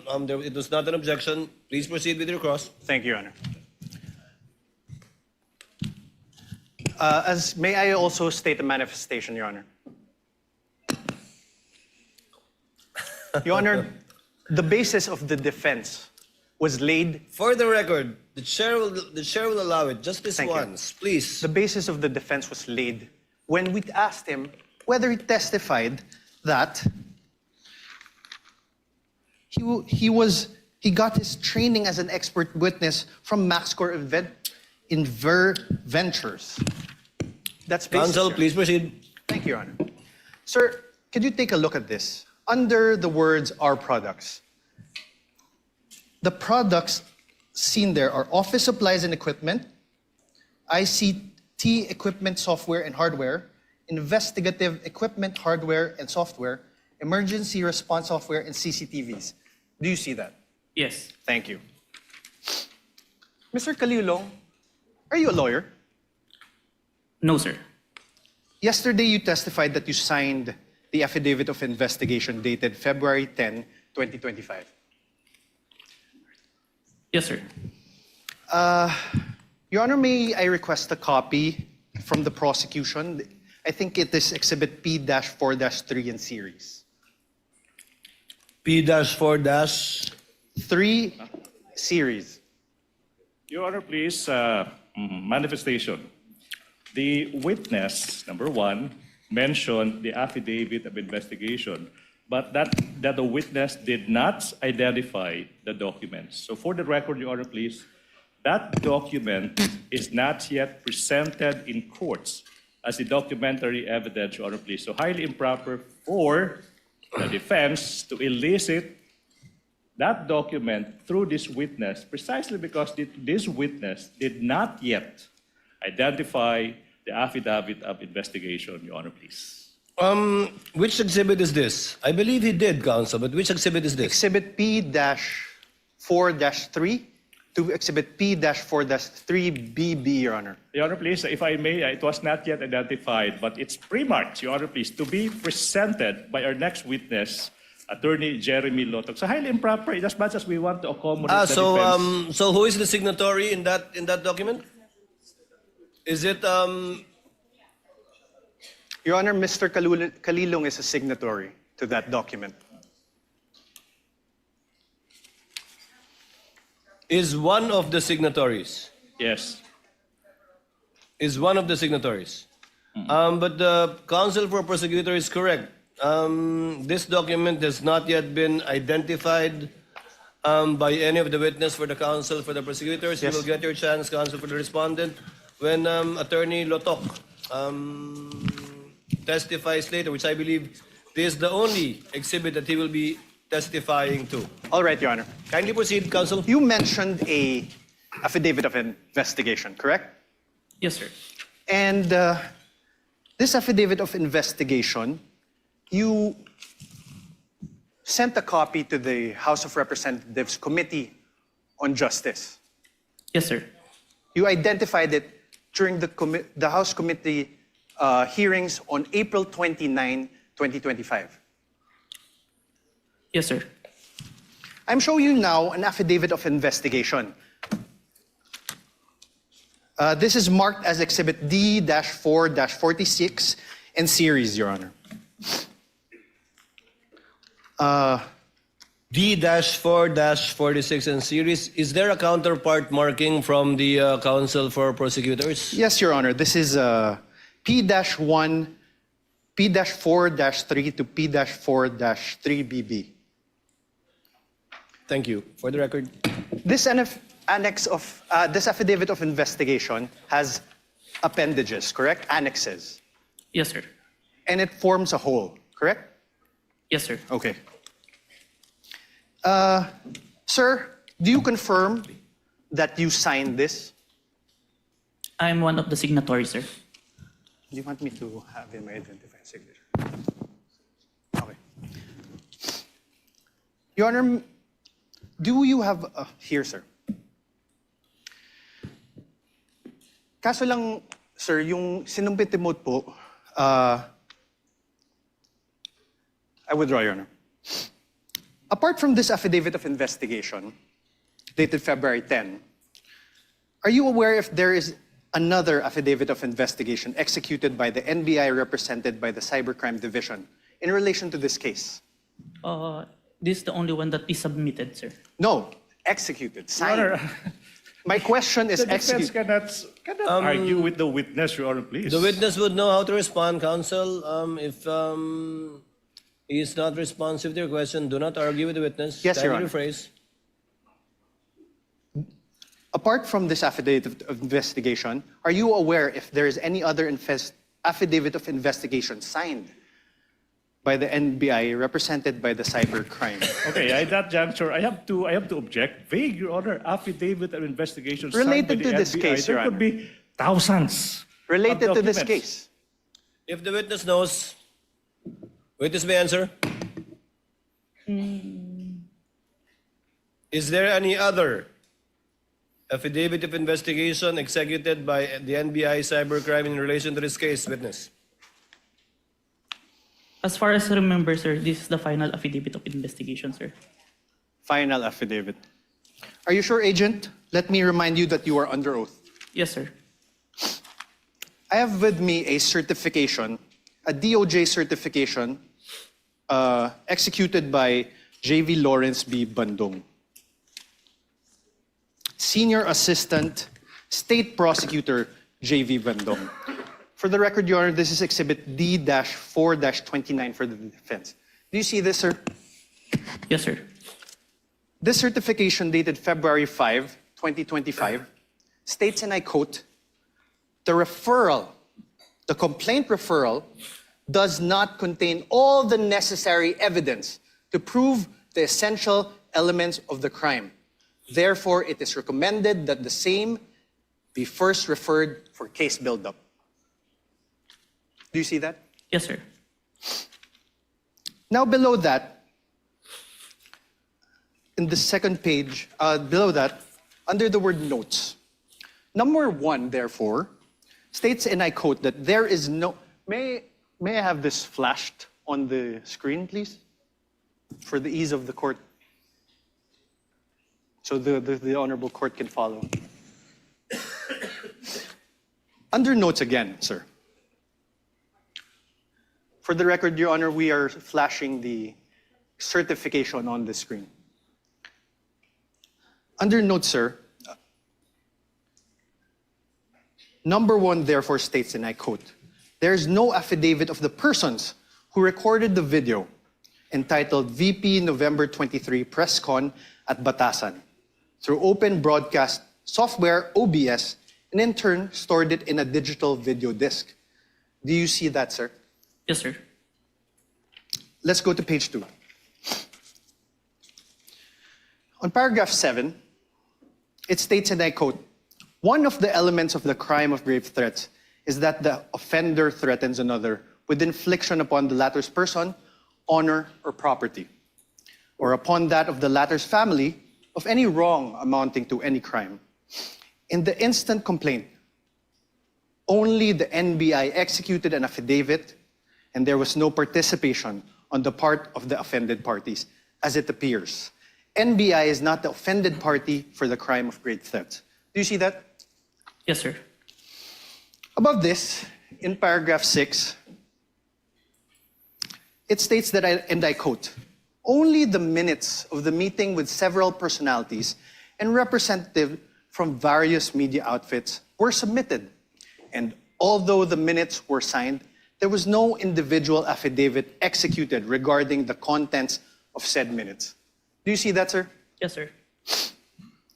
On paragraph 5, it states that, and I quote, "The affidavit of one Patria Morales mentioned that she stored these footages in a USB and submitted it to the NBI. However, there was no USB attached to the complaint, only a DVD was attached. There was no detail regarding the contents of this DVD." Do you see that, sir? Yes. On paragraph 4, it states, and I quote, "Annex L did not indicate who made such TSN. There was also no affidavit of the person who made the TSN." Do you see that? Yes, sir. On paragraph 3, it states that, and I quote, "Annexes I and K, open parenthesis, DVDs with markings NBI-CNN-C-2412-43-6-2 and NBI-CCN-C-24-12436-2, close parenthesis, were not accompanied by an affidavit of the record and TSN, also affidavit of the one who will execute the TSN." Yes, sir.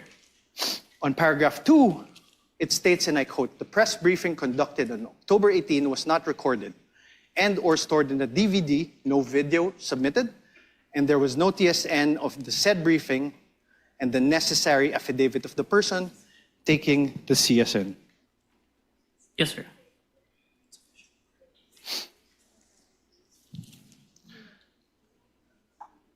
Now, you are aware,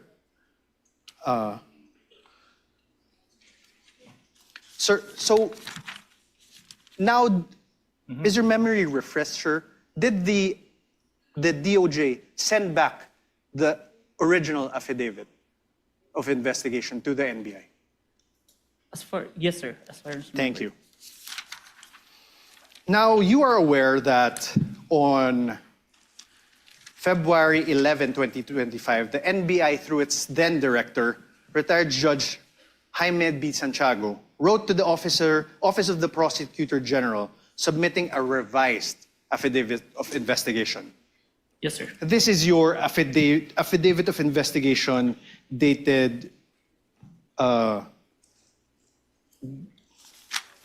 February 10, right? February 10, 2025. Correct? So, wait. So, objection, Your Honor. The defense said that this is your affidavit, dated February 10, without showing any document to I'm the asking, witness. sir. How could the witness answer to a question that is not accompanied with a document? That should be the basis for the question and the answer, this Your is Honors. your affidavit. I will reform, Your Honor. Kindly reform, counsel. Thank you, Your Honor. This is your affidavit dated February 10, 2024, correct? Please check.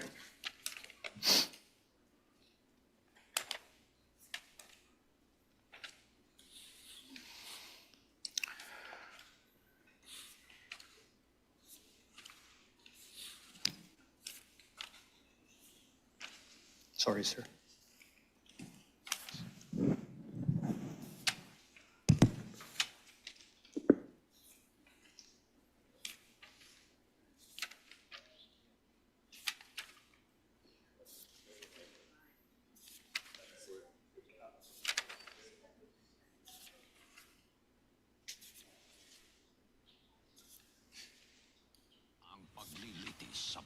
Pangalawang Pangulo.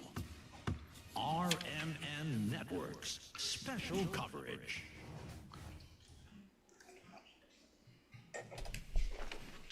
Mga kasama, may mga papeles, ebidensya. Yan, ebidensya po na pinakikita yung defense team, si Attorney can I make a Narvasa dito kay manifestation, witness, first prosecution witness na si Kalilong para i-verify kung siya ang pumirma nitong let's wait for naturang the mga witness. ebidensya. Balikan natin mga kasama. It's a voluminous document. The signature is on the last page.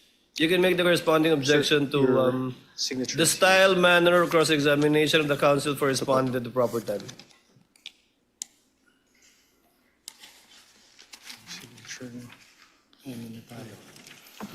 And po.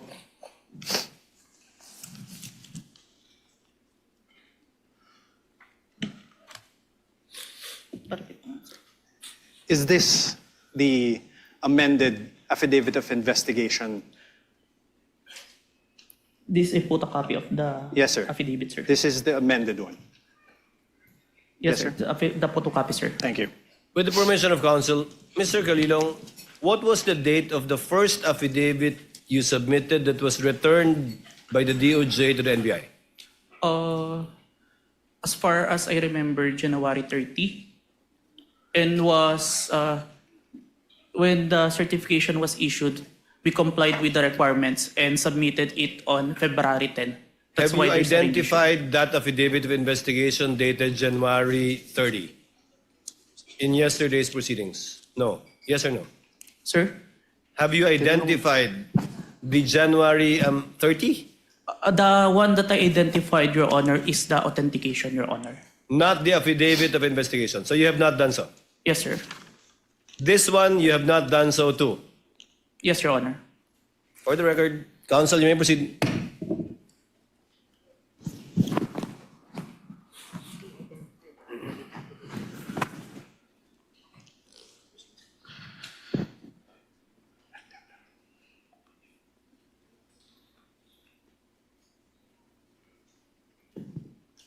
I'm showing you now a letter dated January 30 from the former NBI Director Jaime Santiago. Now, I have to object, Your Honor, please. You know, the defense has been confronting this witness with documents, even without marking and identifying the source of these documents. Your It's Honor, like that's plucking out of thin air a document, presenting them the document to the witness, and withdrawing the document. Your Honor, that's up Without to the... even introducing this piece of evidence, this piece of exhibits into evidence. So my question is, through the presiding officer, is the defense not entering these documents into evidence, Your Honor, please? They can do so at the proper time, counsel, but insofar as the witness is concerned, I think the basis was laid when he said that he executed only one affidavit of investigation in connection with this case. Now it seems that there are two affidavits, I would like to make both of which have not yet been presented. One will be presented, I think, by Attorney Lotok. Your Honor, for but the first record- one, we're not aware of it. Is that correct, counsel, for the respondent? Your Honor, he just identified a copy of the affidavit of investigation. Dated January 30? April 10, 2025.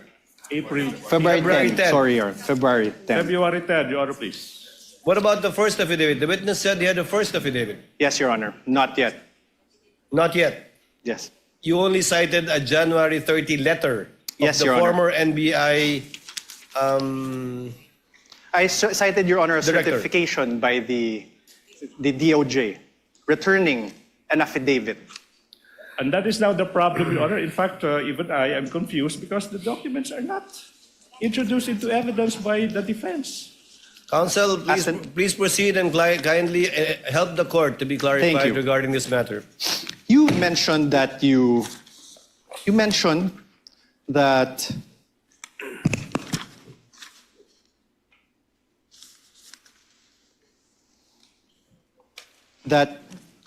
you were aware that the then director, retired Judge B. Santiago, wrote to the office of the Prosecutor General submitting a revised affidavit of investigation on February 11, 2025.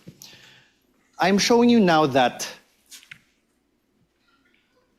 letter dated February 11, 2025. For the record, this is Exhibit D-4-43 for the defense. For the defense, you mean pre-marked? I suppose.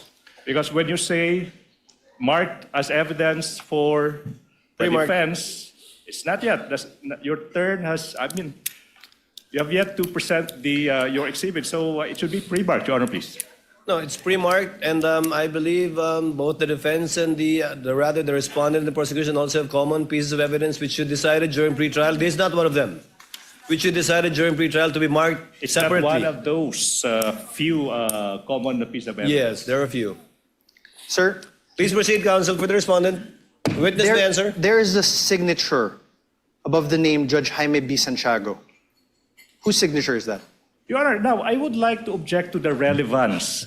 A letter is being, the witness is being confronted with a letter coming from the former NBI Director, Judge Jaime B. Santiago, and this witness is now being asked to identify whose signature is that. That's obvious. I'll allow it conditionally if you can show the relevance insofar as your ability to test the credibility and the accuracy of the witness is concerned. In the meantime, I'll allow it. Kindly show the connection, counsel. Thank you.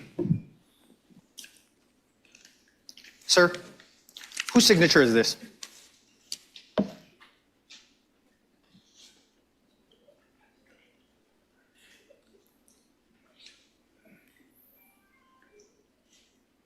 As far as I remember, signature of Director Santiago, sir. Thank you.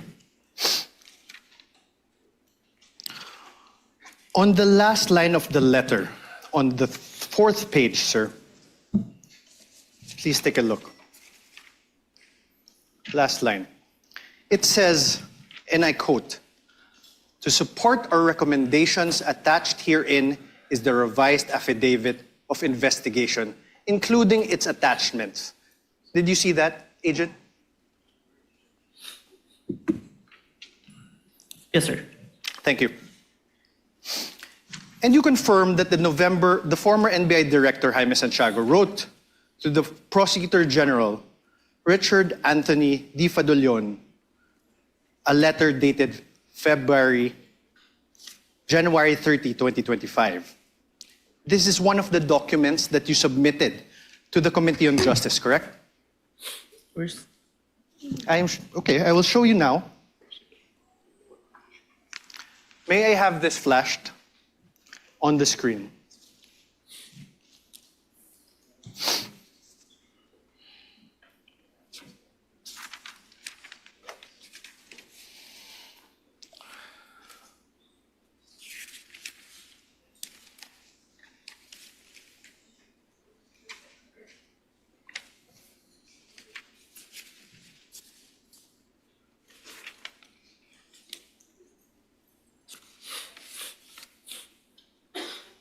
Do you recall this document?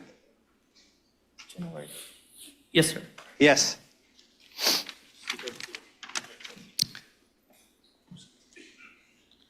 January 30, 2025 is a date earlier than February 10, 2025, correct? Yes, sir. Your Honor. Ask an answer, Your Honor. Your Honor, the witness being asked which Your Honor, ask an came answer. first. Relevance, Your Honor. Relevance. Counsel, if the witness knows and the counsel for respondent will be given the latitude to test the credibility, accuracy, and completeness of the testimony of the witness. But we note your continuing objection, because you already sound frustrated, counsel, in regard to this line of questioning by the counsel for the respondent. I'm very patient. The counsel for respondent may proceed. Witness may answer. He already answered, Your Honor. Thank you. You earlier confirmed that there was actually a certification dated February 5, 2025. You Objection misleading. I don't I have no remember question, this Your Honor. witness. Let the counsel finish with this question, counsel. He even read it, Your Honor. You likewise confirmed that in that said certification, dated February 5, 2025, the earlier affidavit of investigation were subject to 7 recommendations. And you confirmed that you read that. Objection. Ground for the Misleading, Your Honor, objection. please. Now the council mentioned 7 grounds. 7 grounds. And I don't remember this witness uttering the term 7 grounds. What I do remember, Your Honor, please, is that this witness was confronted with a certification, a letter, whatever, but now the council is now asking this witness to confirm the contents of those certifications or letters. Misleading. No, That's not allowed during cross. The council is now assuming facts that have yet to be established. Can I repeat that? This witness was only confronted with certifications, letters, dated this, dated that. And now, the council now asking, Your do Honor, you confirm, please, he's do you now confirm, testifying. right? Wait, let me finish.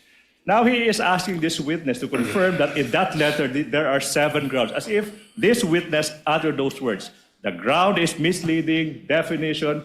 This council is assuming facts that have yet to be established through this witness, Your Honor, please. Counsel, again, the witness is not a newbie. I think he can handle himself and would know how to answer if indeed he is familiar or not with what is being presented to him. And thus far, he has responded based on his knowledge of these documents. Chair will allow it. Witness may answer. Sir? Can you repeat the question, Counsel? You confirmed that there was a certification dated February 5, 2025. You likewise confirmed that in said certification... Your Honor, compound question. There's no question. Wait. Kindly wait for the presiding officer to recognize you before answering. Yes, Your Honor. Yes. Much Please, obliged, Your counsel Honor, for the prosecutors, please finish with your objection. Thank you so much. Can I? Yes, Your please Honor, proceed, counsel. Compound questions. The witness is now being confronted with 2 successive questions without allowing this witness to answer the first question. What makes a compound question? No need to lecture, counsel. Counsel for respondent, please reform. Your Honor, I had no question. I had no question yet. Kindly proceed with your question. Thank you, Your Honor. The earlier affidavit of investigation was subject to 7 recommendations from the DOJ Vague, Your Honor, for case please. build-up. Objection vague. The earlier investigation, which investigation is the counsel referring to? Objection vague. We already established, Your Honor, there was an earlier one. Overruled again. The witness is competent enough to testify. Overruled witness. Kindly proceed with your question, counsel. Yes. In the revised affidavit of investigation dated February 10, 2025, that you identified, despite DOJ's recommendation number 6 that you earlier read.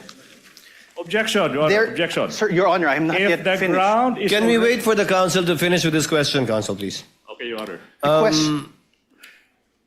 Sir, there were still no affidavits of the journalists from the media outlets in your affidavit of investigation dated February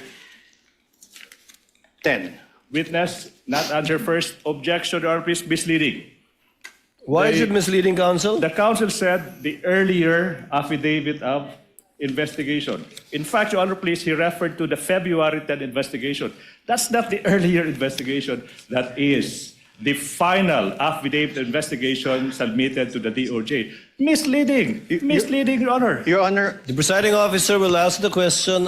Mr. Witness, did you attach the affidavits of the 2 witnesses that viewed the video of the Vice President in the February 10 affidavit? Yes, sir. Let me qualify my answer in number 6, sir. You may do so. In number 6, sir, the DOJ requested an affidavit to be executed regarding the contents of the minutes. I executed an affidavit attesting to those minutes, sir, which I'm part of the interview, sir. But was it attached to the February 10 affidavit? Yes, sir. Counsel for the respondent, your witness. Thank you. Sir, but there are no affidavits of the journalists from the media outlets, correct? My question is not found there, Your Honor. Oh, Your Honor, please. My question is not Your found Honor. there. Okay, wait. The counsel is confronting the witness with a document, and he propounded questions. I was and then not- he asked another question, and he took the document away. What's Your the Honor, purpose of that? I was Objection, not- Your Honor, please. My question is plain, Your Honor. Let the Do you- witness peruse the document you presented him with. Let him answer that through a document. My question is plain, Your Honor. Your Honor, a witness should be allowed to peruse the document I am that he not- was confronted with. Counsels, please, please. Witness, I think the witness understood the question. Mr. Calilong, you may answer if you understand the question. I will repeat the question. Your Kindly Honor. repeat, counsel. Thank you, Your Honor. There is still no affidavits of the journalists from media outlets appended on your revised affidavit of investigation, sir. May I qualify my answer? No, sir. Just answer a yes or no. Kindly look at the document presented to you. On redirect, counsel can make you explain the disparity, if any. The question is simple. Are the affidavits attached to the affidavit of investigation?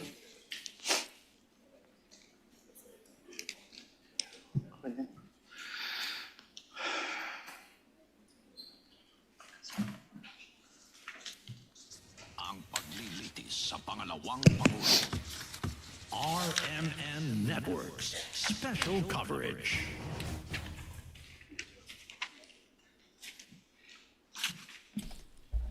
Mga kasama, kayo po'y nakatutok pa rin sa aming special coverage ng ikatlong araw ng impeachment trial ni Vice President Sara Duterte. Cross-examination kay NBI agent Calilong ng defense team sa May I see the question number 6? sa pangunguna ni Attorney Narvasa. Your Honor, my Balikan ho question natin does not relate ang mainit at Kindly show the witness magandang talakayan, mga kasama.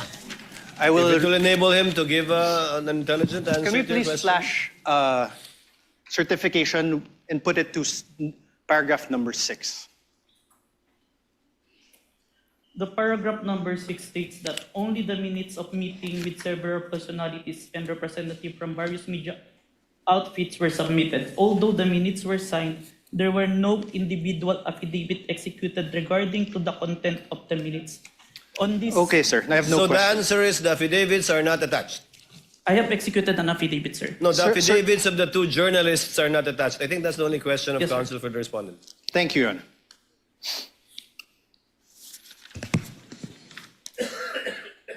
Instead, sir, as you confirmed, what you appended to the affidavit of investigation are affidavits of NBI agents, correct? Yes, sir. Not the journalists who were present The one who during the November 23, 2024 press conference. The one who interviewed, sir. Yeah, the one into it. Not the journalists. Yes, sir. Ask and answer, Your Honor. Sir, in the revised affidavit of investigation dated February 10, 2025 that you identified, despite DOJ's recommendation number 7, can we show again DOJ recommendation number 7? In the certification dated February 5, 2025, it is still the NBI Cybercrime Division that is the complainant. I believe this is answered on the letter of the director, sir. Sir, my answer is answerable by yes and no. The complainant is still the NBI Cybercrime Division. Yes, sir. Thank you. The supposed offended parties in this case would be President Bongbong Marcos, Yes, sir. the First Lady Lisa Marcos, Yes, sir. the former Speaker of the House Martin Romualdez. Yes, sir. Did President Marcos appear before the NBI during its investigation? No, sir. Did the First Lady Lisa Marcos appear before the NBI during its investigation? No, sir. Did the former Speaker Martin Romualdez appear before the NBI during its investigation? No, sir. Sir, I'm showing you again for the record the affidavit of investigation. Sir, did you attach to that affidavit of investigation dated February 10, 2025, an affidavit of the President Marcos? Only the responses, sir. Sir, listen to my question. That's Did the you- answer. Your Honor, he did not answer, so I am entitled to That's ask his again. answer. Not responsive.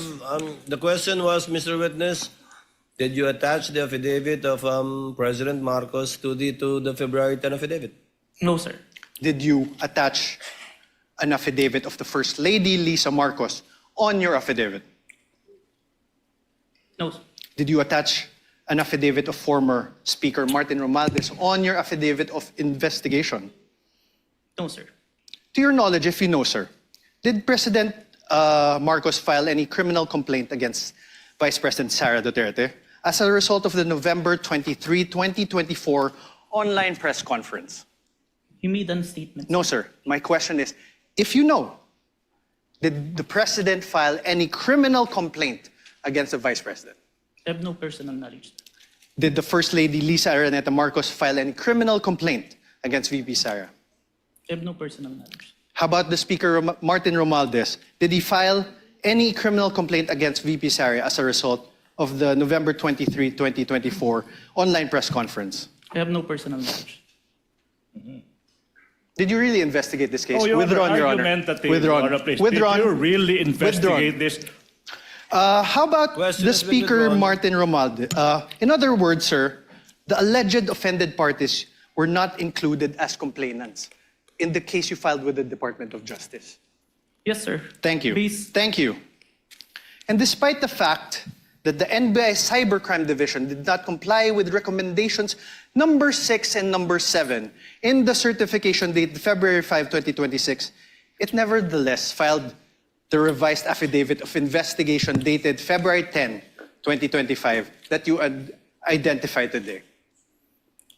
Can I qualify my answer, sir? No, sir. Just answer with a yes or no.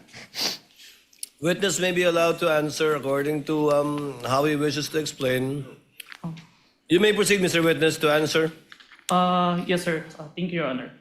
For this case po, we complied with the requirements of the DOJ. That's why we secured a second certification wherein our documents is enough for preliminary investigation, sir. Okay. Thank you. And this certification is a certification dated February 5, 2025, correct? Kindly show the witness a This document. is not the new certification, sir. Oh, sorry, sir. So, apologies, Your Honor. February 11. Yes, sir. This was also executed by Senior Assistant State Prosecutor J.V. Lawrence B. Bandong, correct? Yes, sir.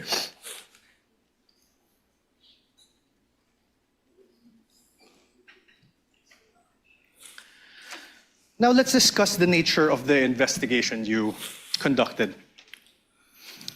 You claimed in your affidavit, sir, affidavit of investigation, that the NBI began its investigation into the VP's remarks because it was directed by the DOJ to do so. Motu proprio and directed, sir. Okay. Do you understand what you just said, sir? Oh, yes, sir. Oh. Can I object asking, to that, sir. Your Honor, please? I'm asking, sir. It makes sense, Your Honor. Argumentative counsel, move on. Mutu proprio, sir, means... Oh, no, objection. You cannot lecture, counsel. This is Sir, what does cross-examination. you mentioned mutu proprio. What does it mean? Even without a complainant, we started the investigation, sir. Are you sure, sir? Oh, argumentative. Are you sure, get- sir? Move on, counsel. Are you sure, move on. sir? How...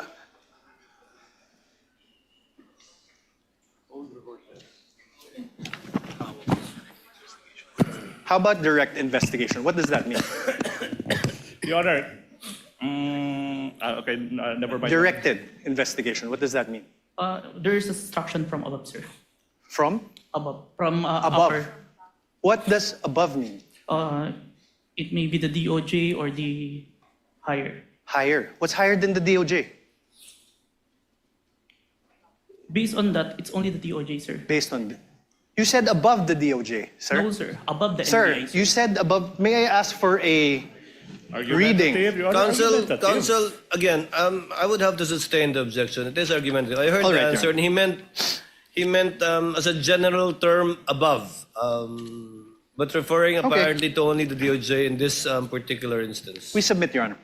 Please proceed. You confirmed that the NBI Cybercrime Division is the complainant in the case against the Vice President and that the DOJ filed this with the The NBI filed this with the DOJ. Objection, compound, No, Your Honor. That's a no compound question, Your Honor. That was just a statement. Counsel, kindly wait. Exactly. Your Honor, a Is laying statement. the basis for a question. Go to your question, counsel. Sir, the NBI, of course, you're from the NBI, is under the Department of Justice.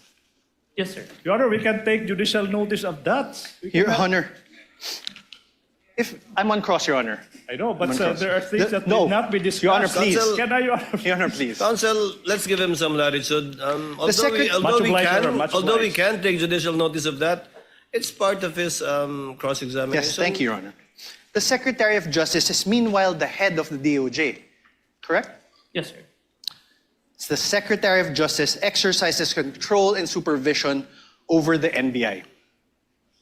Yes, but even No more questions. The witness Yes is or no, answering. Mr. Witness? If you know. Can you repeat, sir? Mr. Witness? The Secretary of Justice exercises control and supervision over the NBI. Yes or no? We are under, sir. But we're independent. So you do not know. Oh, Your Honor, that's argumentative. So Sir, you are do you not know? All right, Your Honor. Are you aware of Book 4, Chapter 8, Supervision and Control of the Admin Code? Your Section Honor. 39. Your Honor, I have no Your Honor. question yet. Yeah. Please. Yeah. Section Counsel for the 39. prosecutor, let the counsel for respondent finish his question. Yes, Your Honor. Section 39 thereof, Secretary's authority. The Secretary shall have the supervision and control over the bureaus, offices, and agencies under him. Supervision and control. Sir, my question is this. Is the NBI, the National Bureau of Investigation, under a bureau under the Department of Justice? Yes, sir. Thank you. And, sir, the President has control over all executive departments, correct? I believe so, sir. The DOJ is one of those executive departments, correct? Yes, sir. And the current President is Ferdinand Marcos Jr., correct? We agree to that. That's judicial notice. Your Honor, please. Yes There's or no no? other president. We Oh, only he have answered one already, Your Honor. president. Already asked and answered. The head of the executive branch is President Ferdinand Marcos Jr., correct? Yes, sir. The very same Ferdinand Marcos Jr., who you said was an offended party in the case against Vice President Duterte. Yes, sir. So, in other words, the NBI investigated and filed the complaint. The DOJ directed the investigation and will determine whether the case should proceed to court. And the alleged offended party, President Marcos, is the constitutional head of the executive branch, Objection. exercising control over both the DOJ and the NBI. I Your Honor, withdraw, Your Honor. I withdraw. I withdraw, Your Is the Honor. ground I is- withdraw. Oh, Your Honor. It's even more compound question. Nothing to object asking to. several Withdraw, subject Your Honor. matters. Withdraw. Counsel, move on.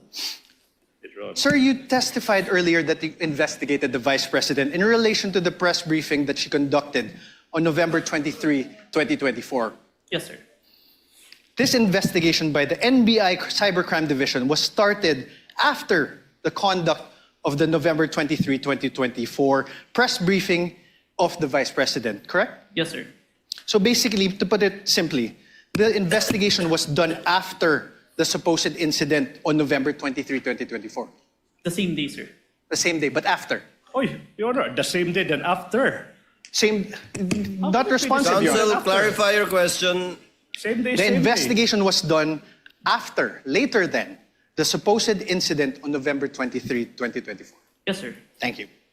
You mean to say later that day? Yes, Your Honor. Because how can you investigate something that hasn't happened yet? Correct, Yes, Your Honor. Please proceed. Sir, you're not one of the participants of the press conference on November 23, 2025, correct? Yes, sir. So you do not have personal knowledge about what transpired during that press briefing, correct? It was live streamed, sir. You did not watch that live stream, correct? In It was- real time. Yes, sir. You only acquired knowledge about it when you started investigating later that day. Yes, sir. You also do not have personal knowledge of the alleged threats made by the Vice President during that press conference. Press briefing, sorry. After the press briefing. After.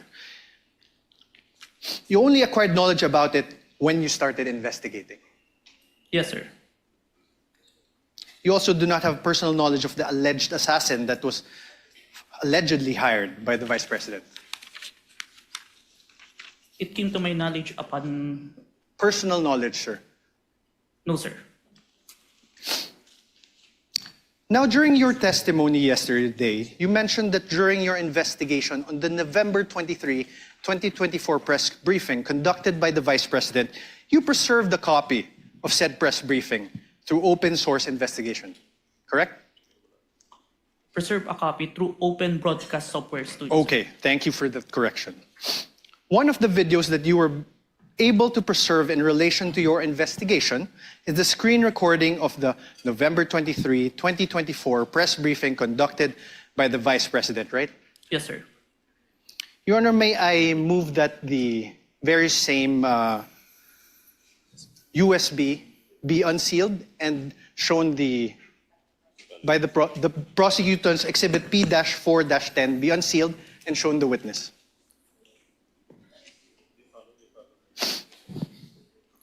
Counsel for the prosecutor, so instructed. Thank you, Your Honor.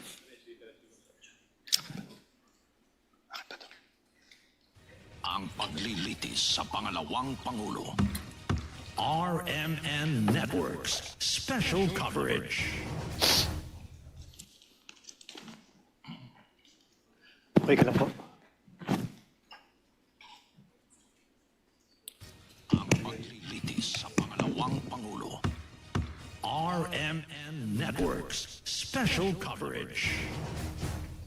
Nagpapatuloy pa rin po ang cross-examination ng defense team sa pangunguna nitong si Attorney Narvasa dito ho kay NBI Agent Kalilong. Kung titingnan niyo ho yung mga tanong ni Attorney Narvasa, gusto niyang i-connect si Pangulong Marcos na posibleng nag-utos for the investigation nitong Facebook press conference na nag-threat etong si Vice President Sara Duterte na parang sinasabi na kinukonek niya na ang nasa likod nitong investigation ay ang palasyo ng Malacanang. Balikan natin mga kasama. We understood by the faces of the honorable members of the court. So you will we will just play parts. Yes, Your Honor. Of it. And you identified, I presume, the time stamp. Yes, we have, Your Honor.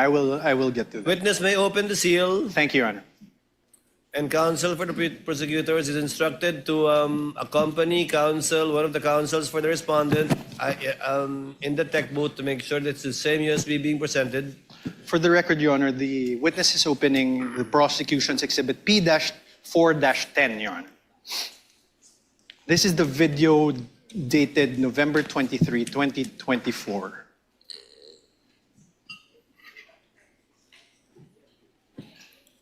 I have unsealed the flash drive, sir. Counsel this with understanding, okay, very much like yesterday, that this USB will again be sealed and signed by both parties. Yes, Your Honor. Your Honor, may request that this be played. Here, brother. Sorry. Counsel for the prosecutors, kindly accompany a representative from the counsel of the respondent to the tech booth to make sure the same USB to be played. Kindly just guide us through, Counsel Attorney Narvasa, as regards to timestamps. Thank you, Your Honor. I will. Please don't forget your promise that it's not going to be the whole 2 hours. Yes, Your Honor.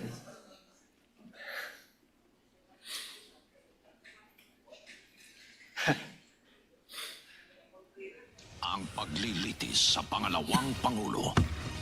RMN Networks. Senator Judge Pia Cayetano, what is your pleasure, ma'am? Yes.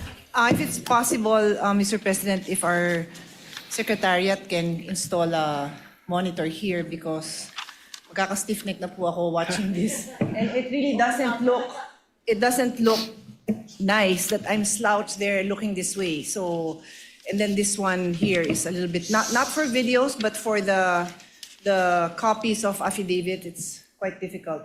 So if they can put one here, the others want another, but I can speak for those in the front row we would like to request. Thank you. The clerk of court, rather, is instructed to kindly install a TV monitor in front of the tables of the counsel for the parties instead of at the witness stand, both sides.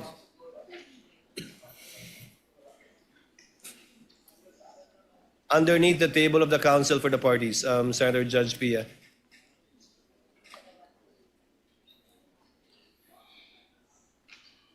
So, humihiling ng additional Dan monitor, 'di ba?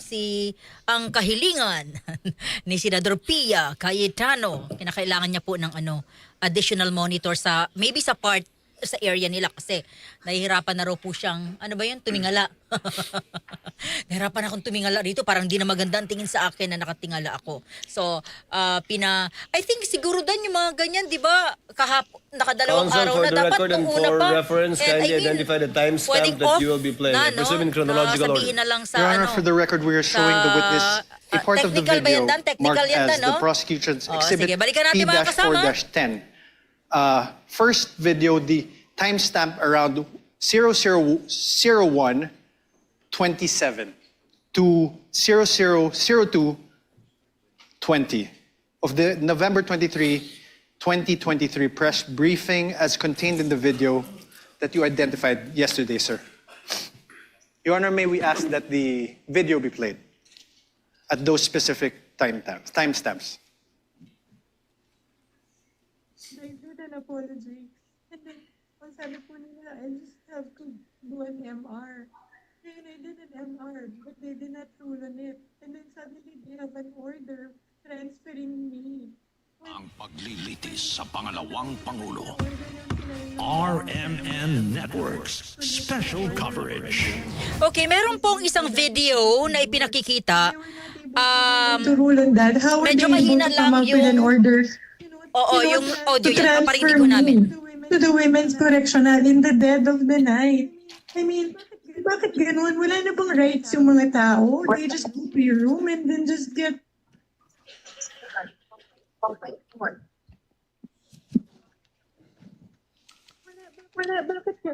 I don't understand. Your Honor, may I ask that the video be stopped?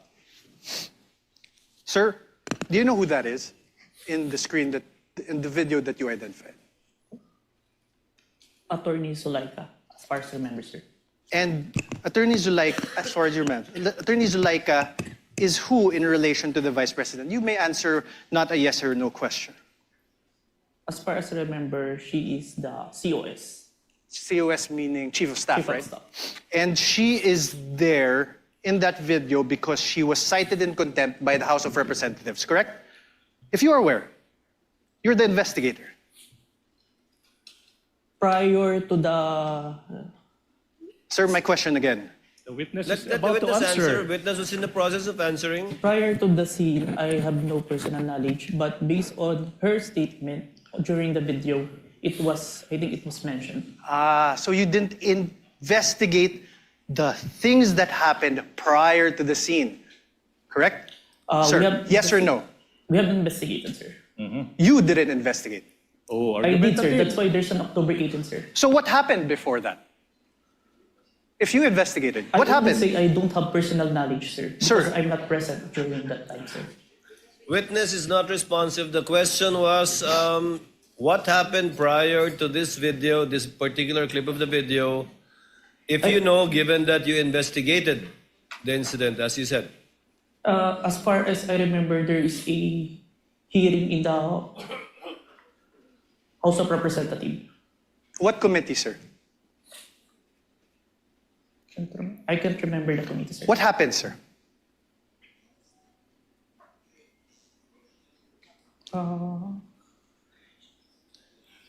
COS was cited in contempt, sir. By who, sir? I can't remember the exact, sir. But you investigated. I withdraw, Your Honor. Can we play, let me show you timestamps around 002832 to 002933. This is the same prosecution's exhibit P-4-10. That is the video you identified yesterday. Your Honor, may we request that that video be played? Hindi ako lalabas. Hindi ako lalabas. Pwede magtanong. Okay, may video na ipinakikita at pinaririnig yung audio. Ito ay si Attorney Lopez, no, yung tauhan ni Vice President Sara Duterte. Ito yung time na aarestuhin siya. Ito, balikan natin mga kasama. What is that? It's served, di ba? Business hour. I mean, official business hours. Because hindi naman po ako criminal eh. I am not a criminal. I am already here in their facility. I have assured them already that I will attend their hearing on Monday. So why will they treat me like that? So that's why I said I want my lawyer. I want my lawyer. Talk, please. Sir, did you consider this in making your evaluation in the revised affidavit of investigation dated February 10, 2025? Yes, sir. Thank you.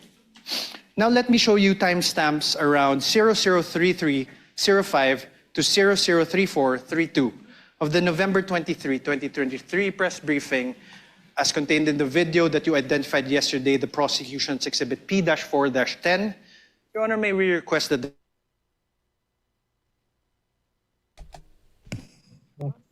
You're online, ma'am. Go ahead, ma'am. Go ahead.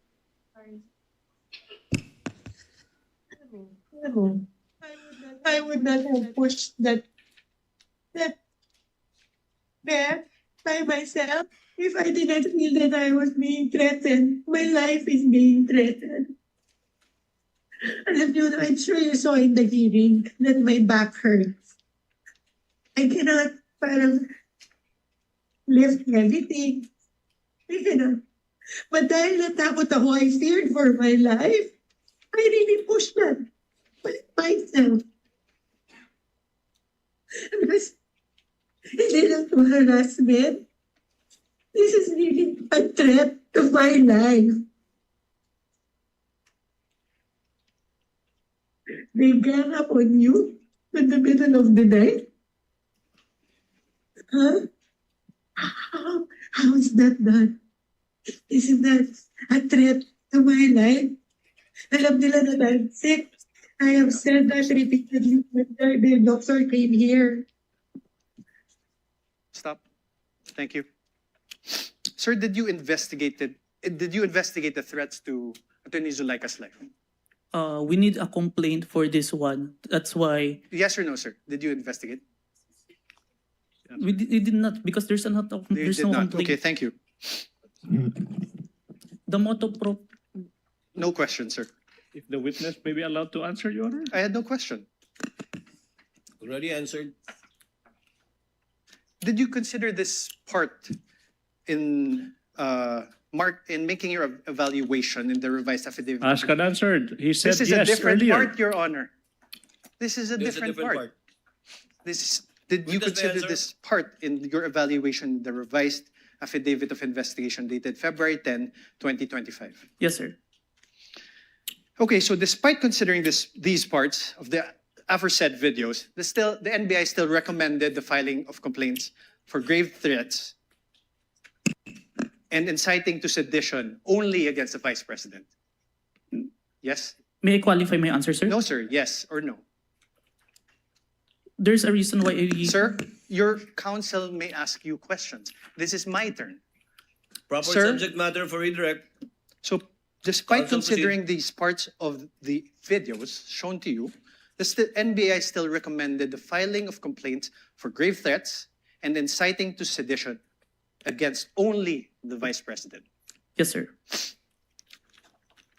Now, in the revised affidavit of investigation dated February 10, 2025, in page 15, paragraph 40 thereof, it is stated there, and I quote, "We unanimously believe that Vice President Duterte may be held liable for grave threats defined and penalized under Article 282 of the Revised Penal Code and inciting to sedition defined and penalized under Article 142 of the Revised Penal Code in relation to RA 1017-5 or the Cybercrime Prevention Act of 2012. You see that, sir, right? Yes, sir. This conclusion was reached by you together with other affiants of the revised affidavit of investigation dated February 10, 2025, correct? Yes, sir. Now, sir, your you mentioned that you're not a lawyer, right? Asked and answered. Asked and answered. To date, Move on, we are Counsel. aware, are you aware if any court has convicted the Vice President for grave threats over what transpired on November 23, 2024? As far as I know, not yet, sir. Not yet. As far as you know, Mr. Witness, as far as you know, no. No, sir. Proceed, Counsel. To date, thank you, Your Honor. To date, are you aware if any court has convicted the Vice President for inciting to sedition over what transpired on November 23, 2024? No, on my personal knowledge, sir. Thank you. But you're the complainant, right? Argumentative, Your Honor. I was just asking. Sustained. Move Asked on, and Counsel. answered. Argumentative. Then withdraw your question. Improper. Attached to the revised affidavit of investigation, which you identified and submitted to the DOJ and the Committee on Justice, is your affidavit of transcription of the press conference on November 23, 2024. I am showing you this now. For the record, sir, Your Honor, I will show the... Can you check?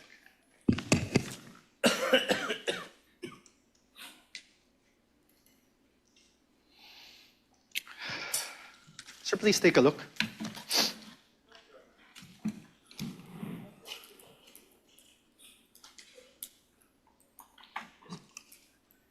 Can you please state it in for the record? This is your affidavit of transcription.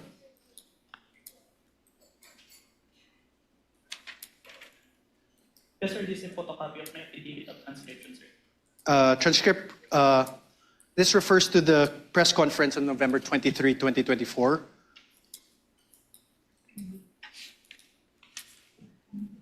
Yes, sir. You signed this on December 20, 2024. Yes, sir. Sir, please take a look at your paragraph 2. Let's read it together. In relation to the ongoing investigation, the undersigned was tasked to transcribe the screen-recorded video of the press conference of Vice President Sara Duterte on 23 November 2024, which was saved on a DVD. You read that, sir? Yes, sir. On paragraph 3 thereof, let's read it together. The undersigned transcribed the video mentioned above which resulted in a CCD transcript hereto attached. Yes, sir. You read that, sir?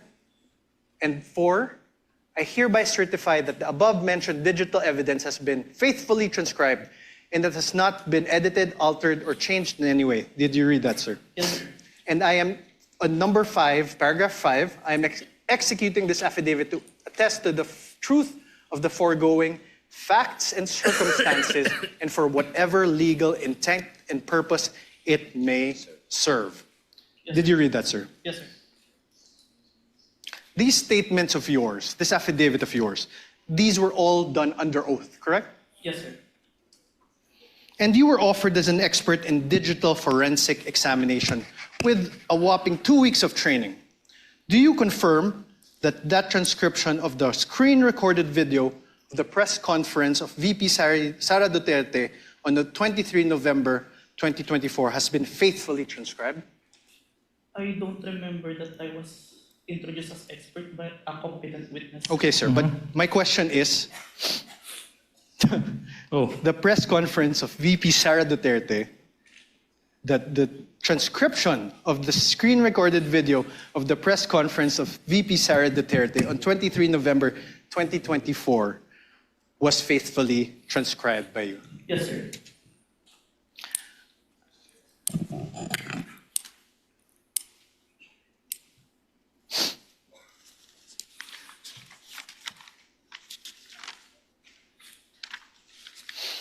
Sir, attached to this affidavit is the transcript, correct? Can you please take a look? Yes, sir. And Your Honor, may I ask again that the video, parts of the video be played of the press conference on November 23, 2024. Let's go through it together, sir. Where's the timestamps?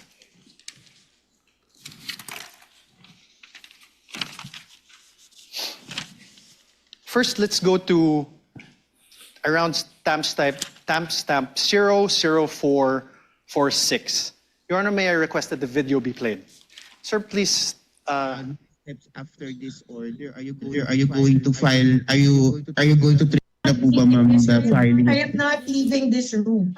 I am a here in the House of Representatives detention facility for 5 days until the hearing on Monday. Nobody can just come in here and demand to transfer me in the middle of the night. I have my rights. Okay, ma'am. Any crime. I am not leaving this room. Stop. Okay po, ma'am. Yun lang po, ma'am. You heard that, sir? Do you want to repeat it? I heard it. You heard it. Sir, in the first, you see also where that part is? Can you see it? Start with the question with Red Mendoza, sir. Okay, after the Zuleika Lopez. Did you hear that? Yes, sir. Okay. Mr. Witness, kindly speak to the mic. Yes, Your Honor. You heard, she said, I am not leaving this room. I am a detainee here in the House of Representatives detention facility for 5 days until the hearing on Monday. That is the first sentence, sir. My question is this. Does your transcript have the words a detainee? Can you repeat the video, sir? Okay, let's do it. Please repeat. Please play for the video again, please. Instructed to kindly play the video timestamped identified by counsel for respondent.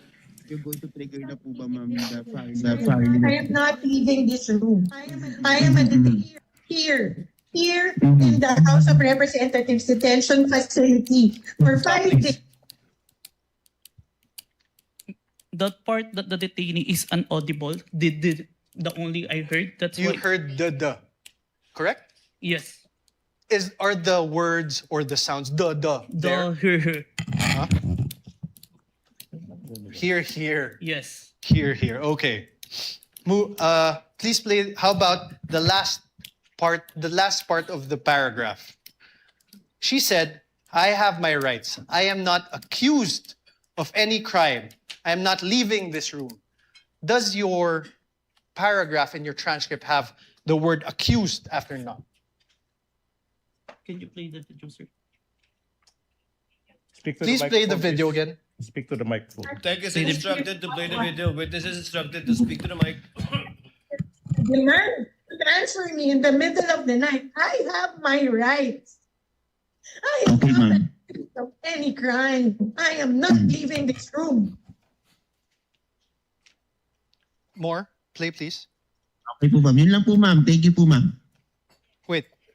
Back. Any other question? 0446, please. I'm sorry, ma'am, kasi I understand, ma'am, this is my last question and I'm very much I'm so triggered na po ba, ma'am, the filing? I am not leaving this room. I am a here in the House of Representatives detention facility for 5 days until the hearing on Monday. Nobody can just come in here and demand to transfer me in the middle of the night. I have my rights. I am not accused of any crime. I am not leaving this room. Stop. Okay po ba, ma'am? Is the word accused in your transcript? What I heard is root, sir. The root Of any crime. The root of any crime. Yes, sir. Let's play 001238. Can you please go to 001238?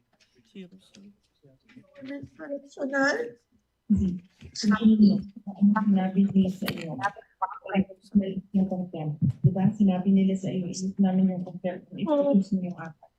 Sabi nila, sa akin, if you notice it early in the hearing, sinuspend po ng Chairman Chua yung... Stop, please. Your Honor, please. Now, I'm now registering my objection. As to the relevance, Your Honor, please, if I may explain, Your Honor, of this line of questioning, Your Honor, please, if I may. Counsel may explain his objection. Your Honor, please. This witness already identified the video containing the contents of that press conference on November 23, 2024. And the counsel Can I is see now my transcript? confronting No one- this witness whether there are minuscule portions of the 2-hour video, like detainee, accused, whether this appear in the transcription. Now the question, the basis for the objection is irrelevant. How can it be relevant?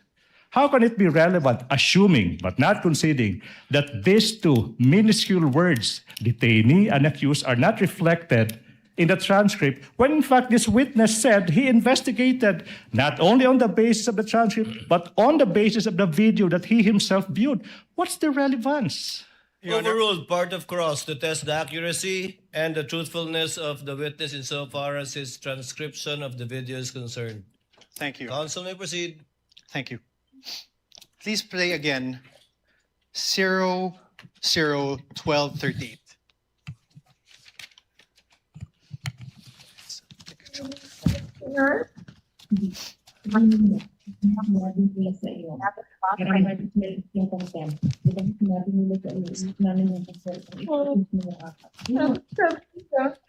Sa akin, you notice if you were in the hearing, di ba? Sinuspend po ng Chairman Chua yung session. Tapos, nung sinayin po ako ni Congressman Castro in contempt, then after that, nag-rule sila. Tapos, then sinuspend niya. Tapos lumapit po sila, nag-huddle sila, and then they called my lawyer, and then told him na kausapin ko. So lumapit ako, and I really apologize. I said, you know, that letter to the Commission on Audit was really a position of the agency. It is our stand. Like all, di ba? Like, meron kang points na gusto mo i-raise. We respectfully parang raised our points to the Commission on Audit. Alam ko, hindi naman po yung mali kasi that was our right as an agency. Because there was an ongoing audit investigation. Pero hindi naman namin kinukuha.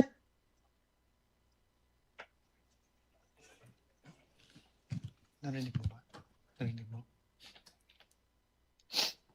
Did you hear the Vice President speaking?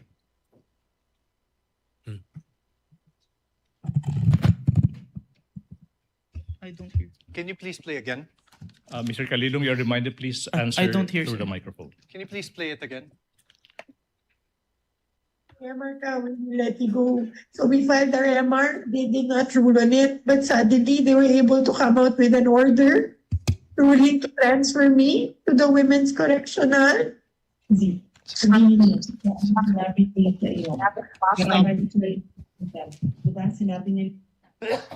There. Did you hear that? There are sounds, but I can't distinguish the words. Can you play it again? Your Honor, asked and answered. What's the point? Okay, withdrawn, Your Honor. No further questions. No further question are for we this done? witness. On cross, counsel, do you have redirect? Of course, Your Honor, please, for the utter failure I of was, the...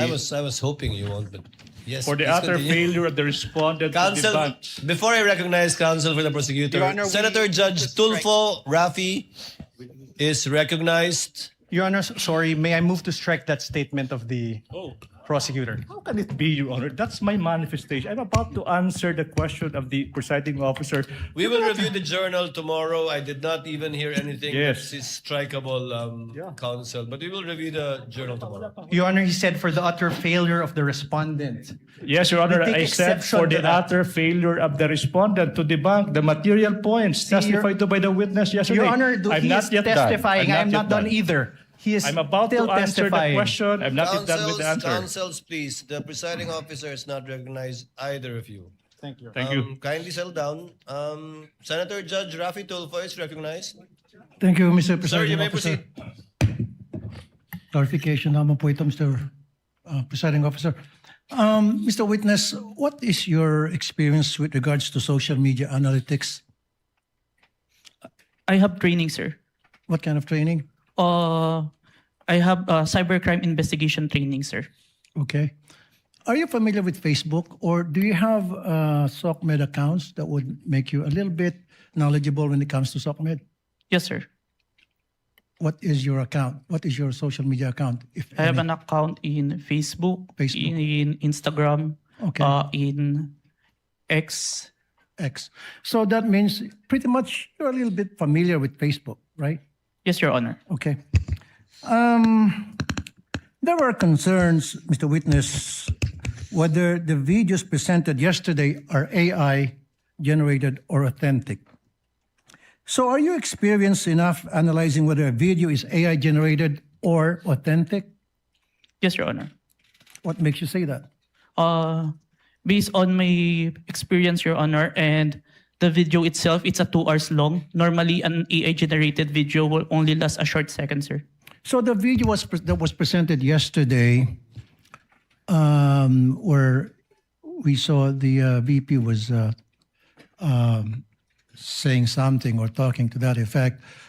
Did you do something, or what kind of system did you observe or follow to ensure whether that video was AI generated or authentic? Based on personal observation, sir. Personal observation. Yes, Your Honor. Okay, a few more questions. Therefore, will you be able to say that the video presented yesterday were AI generated or authentic? The video presented today is what it is being seen on the Facebook, sir. Okay. So, based on your affidavit, you mentioned that... Sa Pangalawang Pangulo. RMN Networks Special Coverage. Mga kasama, inyo pong napakinggan, ito pong patuloy na impeachment trial, ikatlong araw kay Vice President Sara Duterte. Si Senador Judge Raffy Tulfo ho ang nagtatanong sa witness ng prosecution na si Ginoong Kalilong. Ito'y kaugnay pa rin sa authenticity, kung genuine, kung totoo o hindi AI, yung video na pinakita kahapon. So, napansin natin ngayon, limited yung objection. Pero, alam mo, may napansin ako, sabi ni Senator Escudero, sa medyo layman na term, no? Sabi niya, parang, hayaan mo siya, hindi naman baguhan yan. Kasi parang nakikita niya, si Ligugan, apelyido ba ito? Parang napaka-confident at magaling talaga. So parang Ligutan, yan. Parang parang ang tingin niya talaga dito sa bata, talagang bata. Di ba? Kaya sabi ni Escudero, hayaan mo siya. Hindi naman yan baguhan. O sige, balikan natin. Nasa Senado, Radyo Man sa East Conde, Bata Conde. DZXL Report. Yes, Rajuman Lourdes, ongoing pa itong pagtatanong ni Senator Raffy Tulfo kay John Mark Kalilong, yung NBI agent na testigo na sumasala ngayon sa cross-examination ng defense team. At particular na tinatanong kung merong experience sa social media analytics, kung may sapat bang training itong si Kalilong. At ayon kay Kalilong, mayroon naman, kaya confident din siya doon sa mga na-authenticate or na isa-ilalim niyang forensic examination na mga video kung saan ginawa yung pagbabantanga ni VP Sara Duterte. At bago mapunta nga dyan sa topic na yan, lumalabas din, Rajuman Lourdes, na may affidavit. Kumbaga may revised affidavit pa itong si John Mark Kalilong na isinumite sa DOJ. At tungkol pa dyan na tanong din kung mayroong affidavit ng dalawang journalist. Kasi nangyari yung video na yan, online press conference madaling araw. So may mga taga-media din na nakamonitor during that time. And ang lumalabas parang walang affidavit mula doon sa dalawang journalist na ito. Bale parang minutes lamang. Yes po. Ang alam ko kasi, yung dalawang journalist kasi focus yun, di ba? So parang may... I don't know pero they're asking for, I mean, as a journalist, kailangan ba silang ipatawag? The fact na sila ay nag-cover lang ng press con, ba't sila may isasama sa isang pagdinig? Actually, nasa listahan din sila, Rajuman Lourdes, ng prosecution team as tawag nito as testigo. So, yung dalawang journalist na yon kasama rin sila sa ipahaharap. Pero I think si Dempsey, alam ko. Yes, oo. Yes. Actually, yun nga, meron yata silang mga appeal kung dapat ba silang humarap, no? But anyway, sige. Konde, ano ba yung napansin ko lang kanina parang iniaangat nila yung itong si NBI kay Pangulong Marcos. Oo. Kumbaga, yung kanina naging line of questioning nitong si Attorney CJ Narbasa, parang lumalabas na hindi naman offended team. Hindi ito yung nagrereklamo talaga, yung NBI. Na lumalabas din sa pagtatanong na wala namang any cases na final sa court para patunayan na talagang may threat na ginawa itong si VP Sara Duterte. At wala ring wala ring complaint mula kay PBBM, wala ring file na criminal complaint kay na ginawa si First Lady Liza Araneta Marcos, and even si House Speaker or former House Speaker Martin Romualdez. So parang ang premise na ginagawa nila sa takbo, kung ating i-analyze, yung mismong mga offended parties, wala silang reklamo. So, yun yung parang pinalulutan ngayon. And even yung dating COS ni VP Sara si Zuleika Lopez, na Chief of Staff ni VP Sara sa DepEd din, na nasangkot din at pinatawag sa Kamara regarding the confidential funds investigation. Pinalabas din nila yung video na parang ang dating may threat kay Zuleika, pero walang investigation na ginawa. And then dito kay VP Sara na nagbanta nga bakit mayroon ginagawang investigasyon. So kung titingnan natin yung gustong tawag nito, i-premise din ng defense team, parang yung pinag-ugatan kung bakit nasabi ni VP Sara yung mga katagang kung may mangyari sa kanya, may nakausap na siya para ipapatay itong si Pangulong Bongbong Marcos. So that's the only, yung the way I see it, no, kung paano nila inilalatag yung kanilang premise sa kanilang mga argumento. And dagdag pa dyan, may sinight din sila na yung DOJ, parang walang criminal na nakita doon sa video. Yun pa yung isa sa mga inilatag din ng defense team. Sa side naman ni Attorney Ligutan, Amando Ligutan ng defense panel, yung kanyang mga objection din ay dahil irrelevant yung ilang mga tanong. Pero may ilan doon na pagbigyan, may ilan din na hindi na pagbigyan ng presiding officer. Tuloy-tuloy yung naging pagtatanong ng defense team. At tama ka dyan yung observation kung ikukumpara kahapon, no, less yung mga objection ngayon kumpara kahapon. So sa ngayon ay ongoing para Juman Lourdes itong mga pagtatanong kay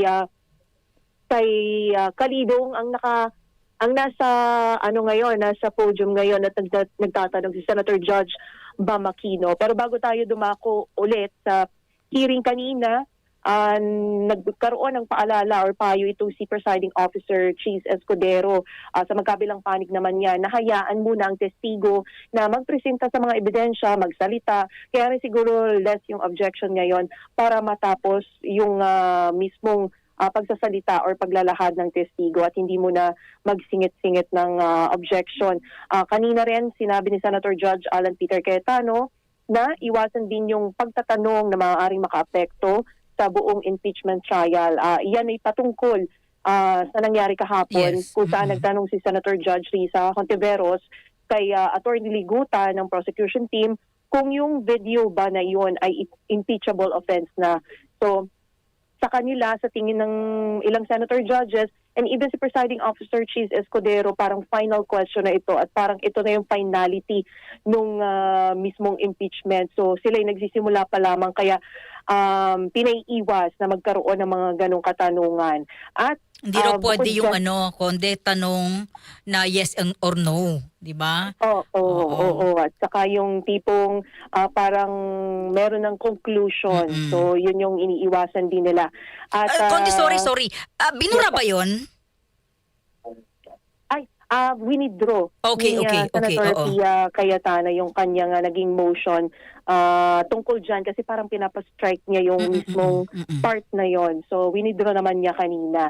And may sinabi pa si Senator Judge Pia Cayetano na kung sakali may makita silang violation sa rules ng impeachment court, hindi rin may iwasan na tumayo sila at punahin ito para maging orderly yung kanilang paglilitis. Okay.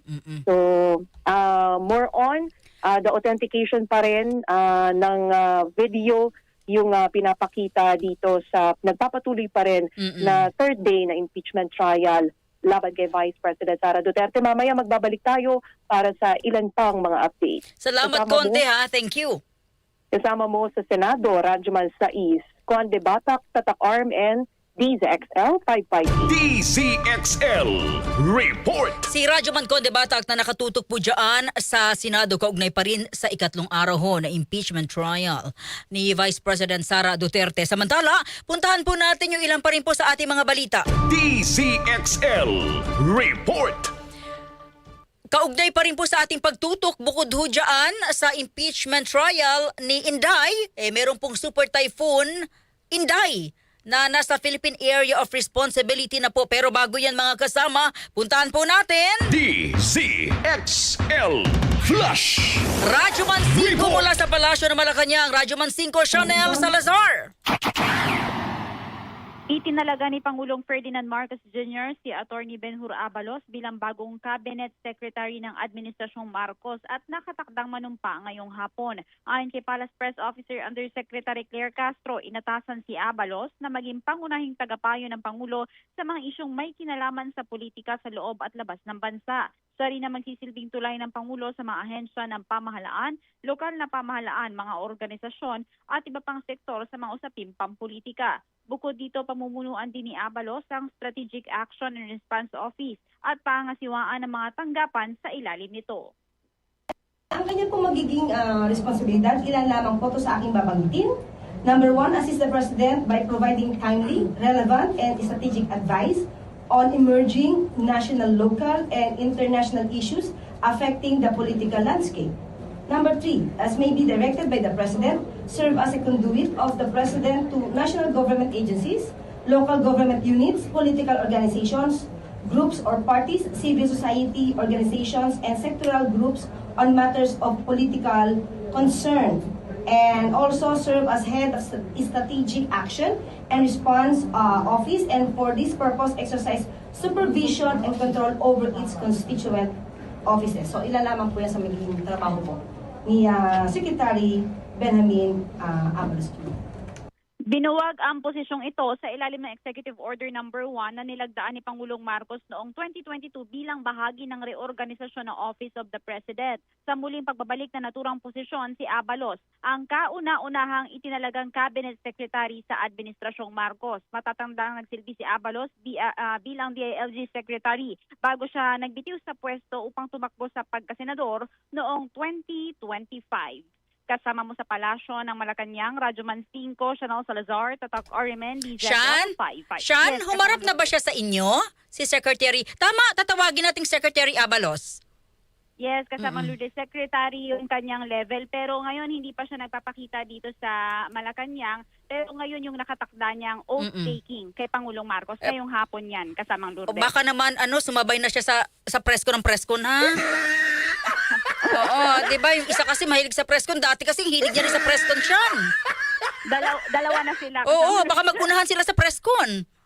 Oo, total hawak niya ang buong ang buong cabinet secretary. So siya yung parang chief ng lahat ng departamento. Nasa ilalim niya sina Secretary Rimulya.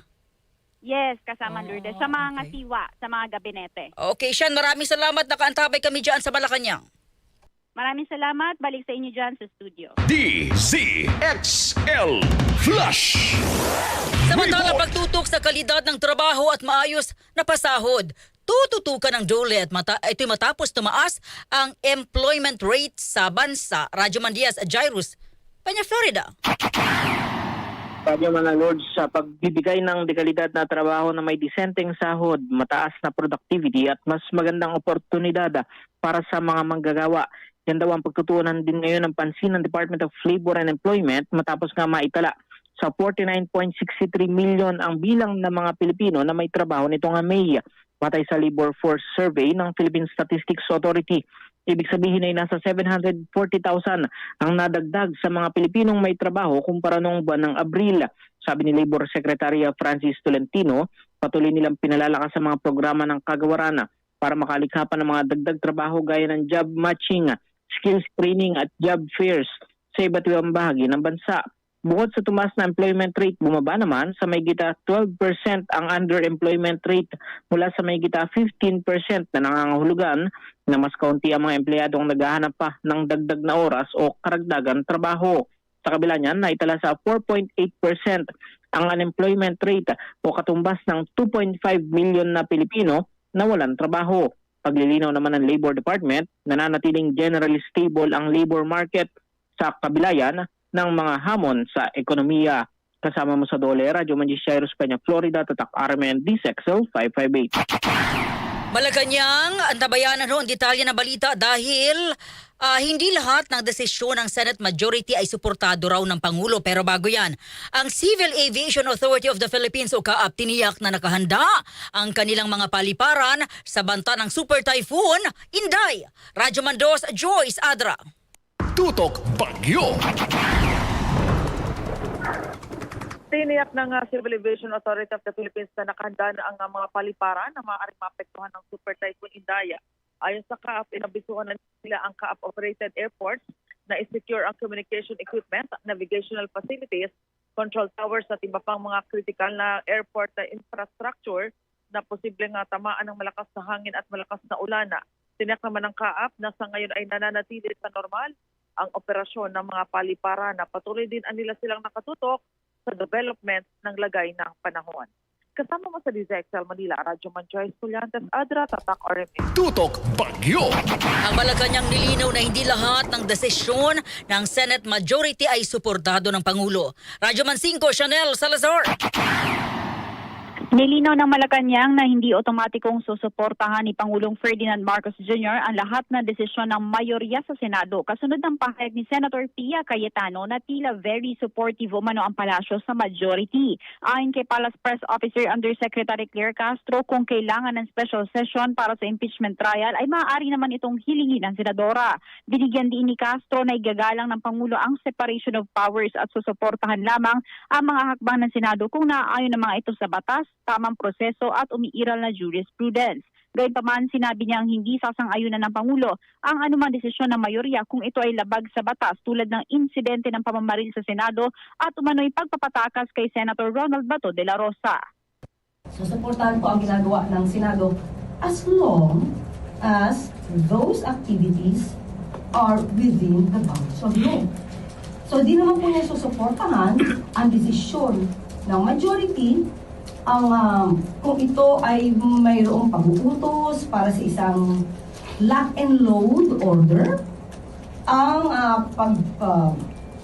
pag-ayon sa pagpapaputok ng isang General Atlaska, at hindi naman po siya sasang-ayon sa isang pagpapatakas sa katulad po ni Senator Bato. Mga gawain malamang na mayorya, pero hindi po yan sasang-ayunan ng Pangulo. Inamusta naman ni Castro si Senator Pia Cayetano matapos papansin na tila hinihingal ito sa tuwing ito ay nagsasalita bagamat hindi niya matiyak kung ito ay dulot ng excitement o anxiety. Unang-una gusto po natin kamustahin si Senator Pia Cayetano. Kamusta na po ba Senator Pia Cayetano? Dahil sa tuwing nagsasalita siya very recently ay lagi siyang parang hinihingal. At di natin alam kung excitement, anxiety, pero siguro napansin niya lang na medyo hingal na hingal si Senator Pia sa kanyang pananalita. Yan si Palace Press Officer Claire Castro. Kasama mo sa palasyo ng Malacanang, Radyo Man 5, Chanel Salazar, Tatak RMN-DZXL. Chanel. O kung kumustahin natin si Senator Pia, kailangan niya kumustahin. Kumustahin natin. Hindi napansin ko rin to Hindi ko alam kung hinihingal siya o lagi siyang galit. Yan din yung napansin ni Palace Press Officer Claire Castro kasi baka daw lagi nga siyang mainit ang ulo lately, lalo na nung nagpalit ng mayorya sa Senado kasama Lourdes. Mainit ang ulo yan kasi kakasuporta sa utol niya. Chanel, salamat sa isa Malacanang ha. Sabihin mo kay Auntie Claire, kay Yuse Claire, ipapaabot natin yung pangungumusta niya. Salamat siya, salamat. Maraming salamat. Balik sa inyo dyan sa studio. Maraming salamat si Radyoman 5 Chanel Salazar. Alam niyo kung saan nanggaling yung kumusta? Diba? Kasi si Senator Pia Cayetano, nung nagkaroon po ng kaguluhan sa Senado, di ba? Naging siya emotional. Sabi niya, wala man lang nangamusta sa amin. Yung secretary ko si Claire. Claire ba? Tama ako, no? Jel? Yung secretary ko si Claire. Claire yun, di ba yung secretary niya? Yung dalawang pintuan, something like that. So ngayon, alam mo, minsan maloko rin talaga si Claire. Anyway, mga kasama, abangan ang ating mga balita. Tuloy-tuloy po yung ating pagtutok sa impeachment trial, ikatlong araw. Dito po kay Vice President Sara Duterte, nakatutok pa rin po yung ating mga reporters mula sa Malacanang, sa Senado, sa Kongreso at syempre dyan po sa labas ng Senado. Kumustahin po natin yung ating mga kababayan at nakatutok din po yung ating mga reporters sa iba't ibang panig ng ating bansa kaugnay ng paghagupit ng Super Typhoon Inday. Tutok Bagyo. Maraming salamat sa inyong lahat. 5:30 RMN Network News. Ako po si Radyoman Lourdes Escaros. Ang paglilitis sa Pangalawang Pangulo. RMN Networks Special Coverage. Oras at tatak 3.